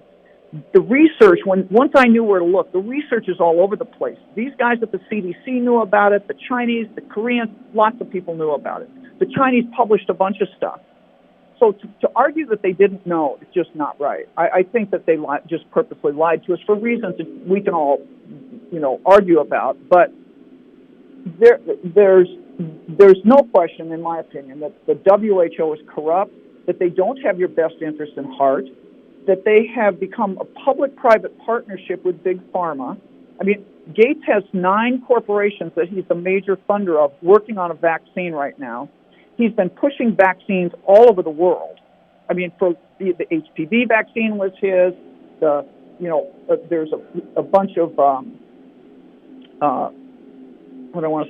tetanus vaccine that he sent to Kenya that he funded, and it had a birth control factor in it, HCG. There's a bunch of these vaccines all over the world.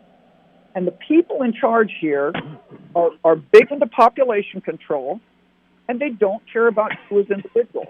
That's really the thing you have to know.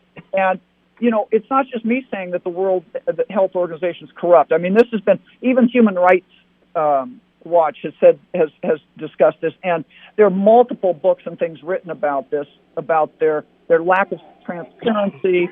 And even some of the top WHO people have admitted that they don't always have actual data to support their recommendations. No kidding. No kidding is right. Dr. Lee Eben is our guest. This is AM 1400, KVFD, the voice of Fort Dodge. Yeah, I just assumed this would all be Trump's fault, but perhaps it still will. Yeah, I know, it's not. Well, let me back up and say this, too. We had that the bird flu pandemic in 2009, right?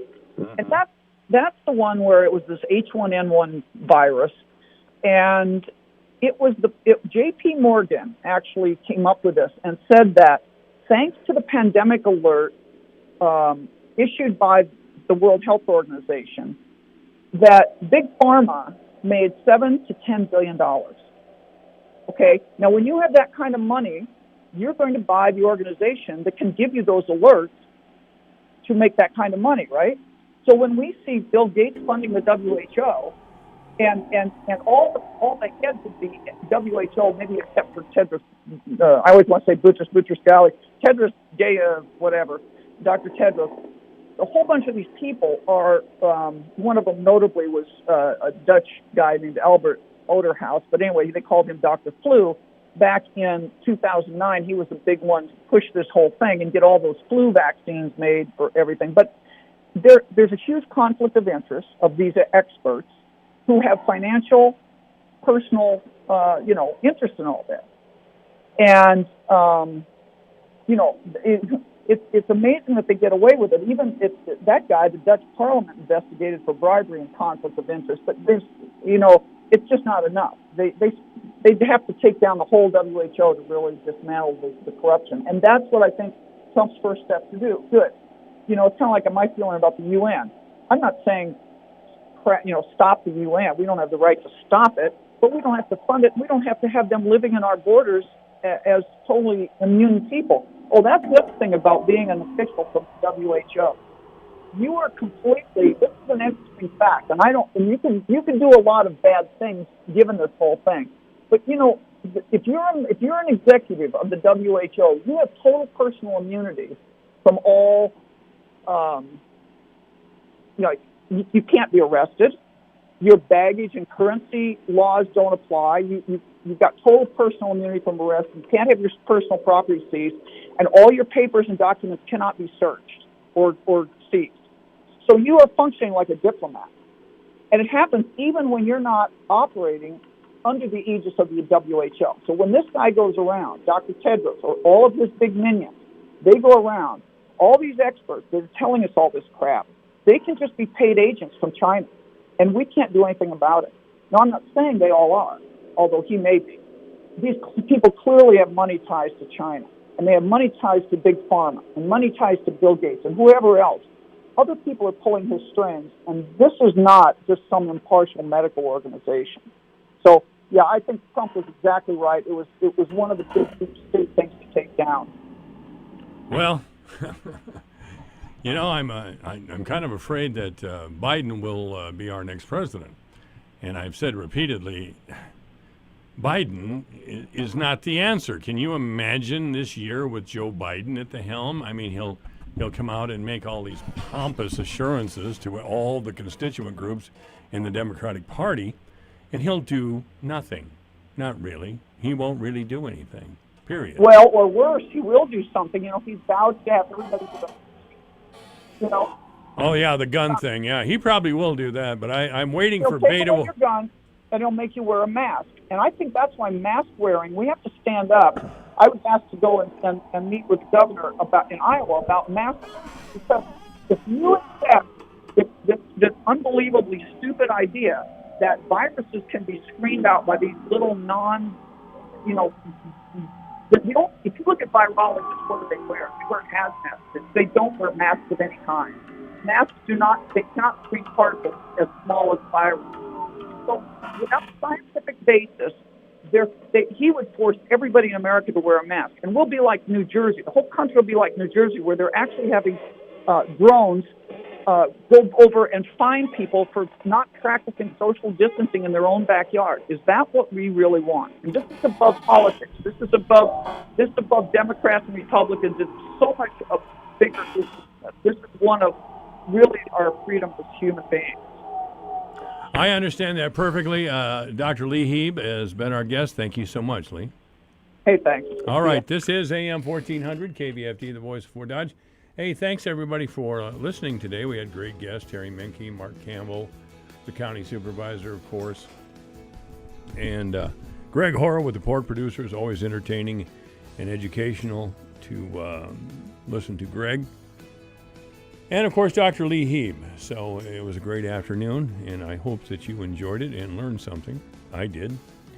It's 5 o'clock. You're listening to AM 1400, KVFD, the voice of Fort Dodge.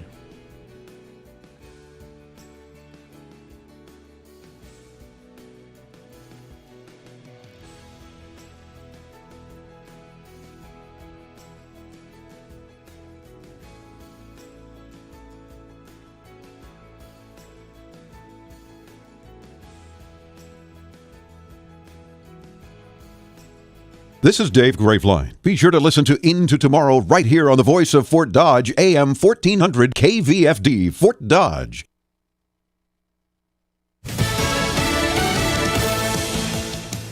What will happen this fall? I'm Lisa Lacera, Fox News. Mixed messages from the White House when it comes to reopening schools. Hours after the president tweeted, "I disagree with the CDC on their very tough and expensive guidelines for opening schools," the head of the Centers for Disease Control and Prevention, Dr. Robert Redfield, appeared to back off those just released guidelines. Our recommendations are not requirements, and they're not meant to be prescriptive. We have lots of different options on how the schools can put it together. Vice President Mike Pence, during a briefing by the White House Coronavirus Task Force, told reporters, "We don't want the guidance from the CDC to be the reason schools don't open up."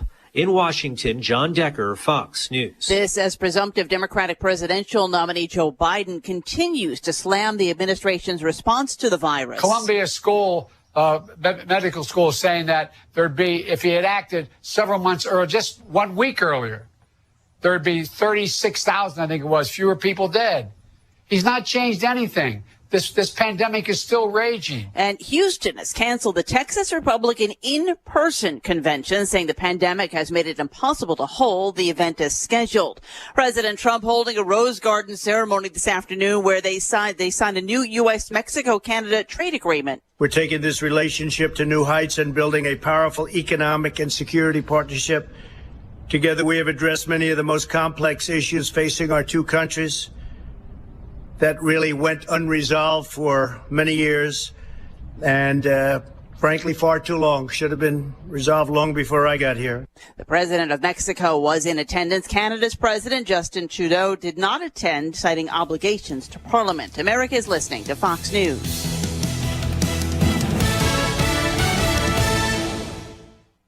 Looking to cut costs and free up cash on a monthly basis? Start today with Pure Talk USA. Now, the average family of four is saving $70 a month. That's over $800 a year savings on your cell phone service with Pure Talk USA. And it starts at just $20 a month, depending on the amount of data you need. Switch to Pure Talk today. Just go to puretalkusa.com. Use the promo code Sean. You get 50% off your first month. That's promo code Sean to get 50% off your first month at puretalkusa.com.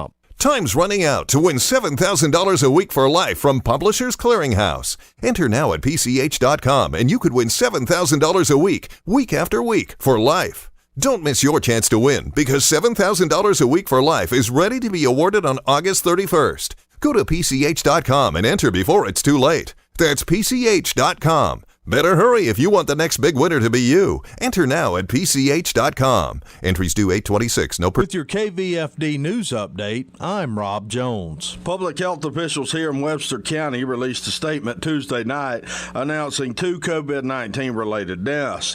One of the people who passed away was a resident between the ages of 61 and 80 years old. The other was an inmate at Fort Dodge Correctional Facility who also was between those same ages. The inmate was 71-year-old Ray Van Lingen. He passed away at the University of Iowa Hospital after being transported there from the Fort Dodge prison. He did have pre-existing medical conditions. Van Lingen was serving a maximum sentence for sexual abuse convictions. The statement released on Tuesday night by Webster County Public Health says that the reported increase in cases in the county can be attributed to the increased testing at the prison and close contact testing. There were 61 confirmed cases from inmates at the facility and 5 staff members. Webster County Public Health Director Carrie Prescott said, quote, "As we continue testing at the prison, numbers will rise because inmates are in close quarters," end quote. In a game you heard on Sunny 99.7 and online yourfortdodge.com last night, St. Edmund softball fell at Rogers Park 6-0 to Southeast Valley. Senior night for St. Edmund. Gale's lone senior Jossie Timmerman was honored before the game. Jags led 2-0 through 6 innings and would lead 3-0 in the 7th when 8th grader Jordan Rowley came up. That will happen. That will get to the fence. Rowley, she will clean the bases up. 3-run triple for Rowley. Brian Peters on the call of the bases clearing triple by Rowley. She had 3 hits and 5 RBIs on the night. St. Edmund got doubles from Grace Newberger and Ella Vrotny in the game. Number 1 Fort Dodge softball cruised at Webster City last night, 16-0 in 4 innings. Dodgers scored 3 in the first, 2 in the second, 5 in the third, and 6 in the fourth to win in convincing fashion. Sophomore outfielder Malia Lowry 3 for 3 on the night with 2 RBIs. Jalen Adams the win in the circle, going 4 innings of a no-hitter. That's now 7 consecutive innings without surrendering a hit for Adams. Dodgers host Mason City for a double dip today, starting at 5 p.m. at Rogers Park. Baseball on your radio tonight. Fort Dodge hosting Mason City for a double dip at McNeil Field, starting at 5 p.m. You can hear both of those games on Sunny 99.7 and online at yourfortdodge.com. For KVFD from the Jerry Sheeter Newsroom, I'm Rob Jones. Here's the AM 1400 KVFD weatherology forecast. A heat advisory continues until 8 p.m. tonight. Mainly cloudy tonight with a chance for scattered storms. Lows around 71. Winds out of the south 5 to 10 miles.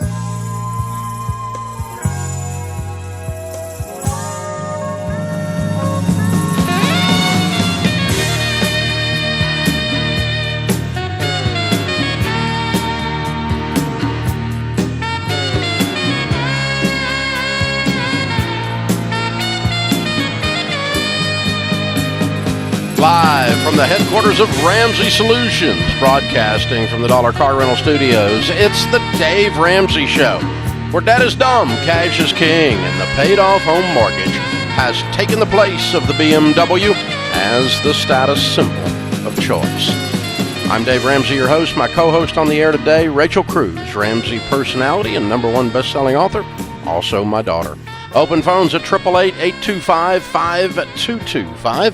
Jake is with us in Michigan to start off this hour. Hey, Jake, how can we help you?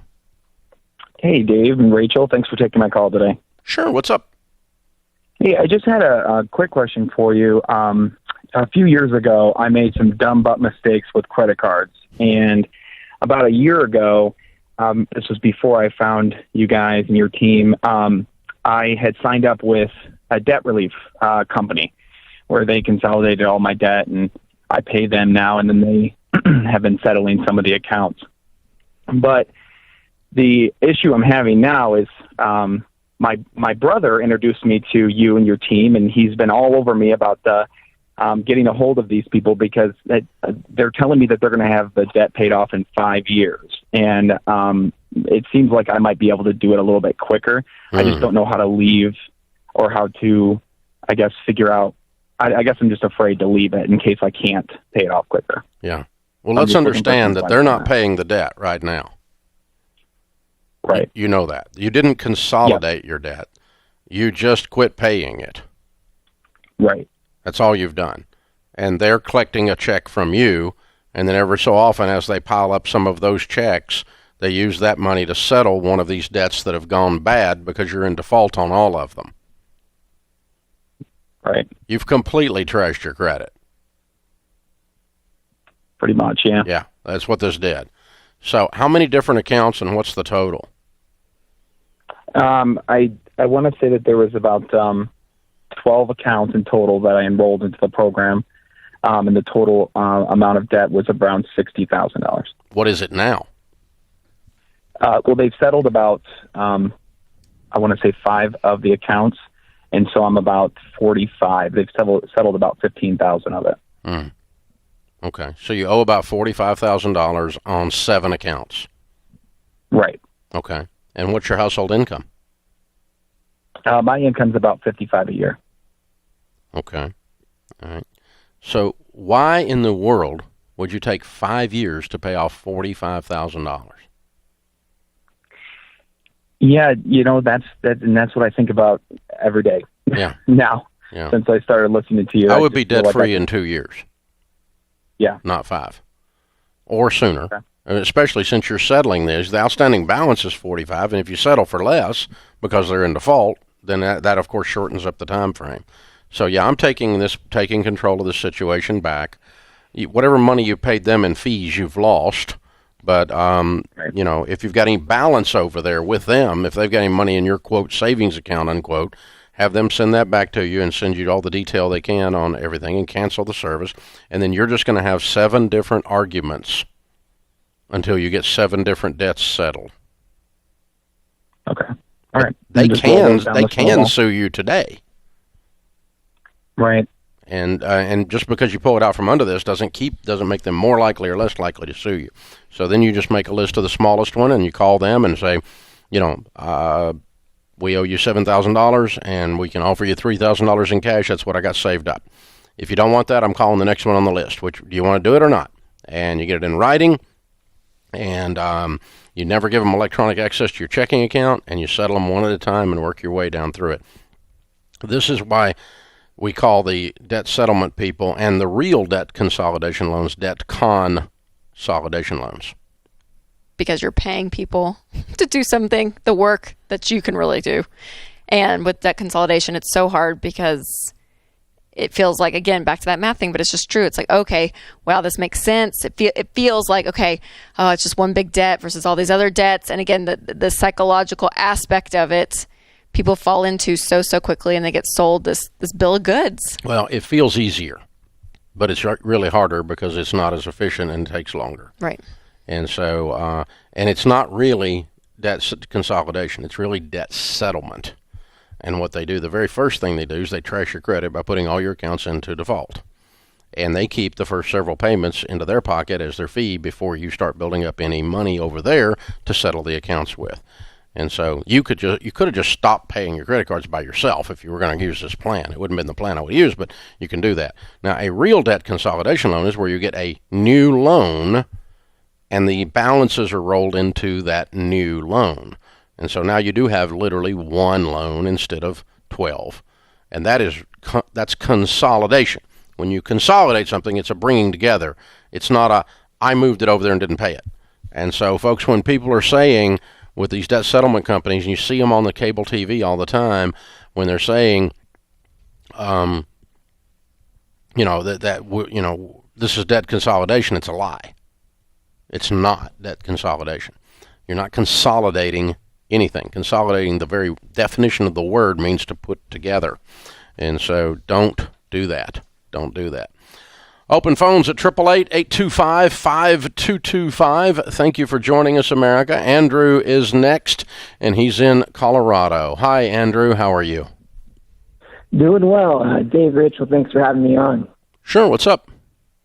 So I have a question about baby step 4. Right now, I'm a teacher, and I'm 29 years old, and I've been with my district for about 5 years. And we have a pension program, and in addition to that pension program, I have a 403B that I'm going to be rolling over to a Roth as soon as possible. So the pension automatically takes out about 8.75% of my paycheck. So I add on top of that another 7% into my additional 403B. Now, I recently got an email saying that the pension percentage is going to go up to about 10%, and then I think in the future up to 12%. Wow. And I did some research on Colorado, and it looks like Colorado is in the top 5 underfunded states with my pension. So with everything going on with COVID and things like that, I'm trying to consider, okay, now that I'm going to be rolling over things into my Roth, should I increase that percentage? Because right now I'm doing 7%, and should I be worried, and how much should I put in addition to that pension in case things kind of take a turn? I don't know what happens with that. So yeah, the problem is the pension goes sideways, you get nothing, and you haven't saved anything over on the other side. That's what you're considering. So you're exactly right. You need to beef up your investing that you control into your Roth IRA and into anything else where you have control of the investments. You are still the owner of the investments. You're not the owner on a pension. And right. How long have you been at this job? 5 years. And these increases in pension withholding are mandatory? I think so, just with the current state of the pension program and everything. Wow, that would make me reconsider a job. If they're taking 12% of my pay and putting it into something that's weak and might fall apart, and they're increasing that would make me reconsider my job. This is the Dave Ramsey Show.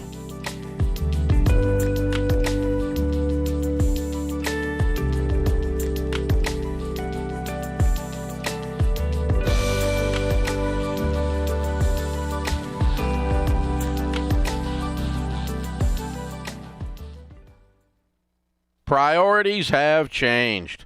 Being surrounded by family is more important than ever. My friends at Dollar Car Rental understand. If you have to travel right now, they are still there for you, and they'll make it incredibly easy to get you on the road quickly. You guys know the story. They stepped up big time, changing the norm for you, my listeners, and the whole industry. The first and only car rental company to accept debit cards at all of their corporate-owned locations. And by joining the Dollar Express Rewards, you get to skip the counter, grab your keys, and be on your way. So now, while you're probably not traveling, but find yourself at home more than ever, take a few minutes and sign up. Let them know you support them and that they are your choice when you're on the road again. Go to dollar.com/Ramsey today. Sign up for Dollar Express Rewards and be with your family. Be safe, be smart, and go to dollar.com/Ramsey. Ramsey. Let's talk about preventing the unexpected. Imagine your refrigerator goes out. You can fix your major appliances yourself with parts and expert advice from my friends at Appliance Parts Pros. They carry over 2 million appliance parts and offer easy returns. And anyone can do the job themselves with 3,500 repair and how-to videos, plus live chat on their website. Save money and get your parts today at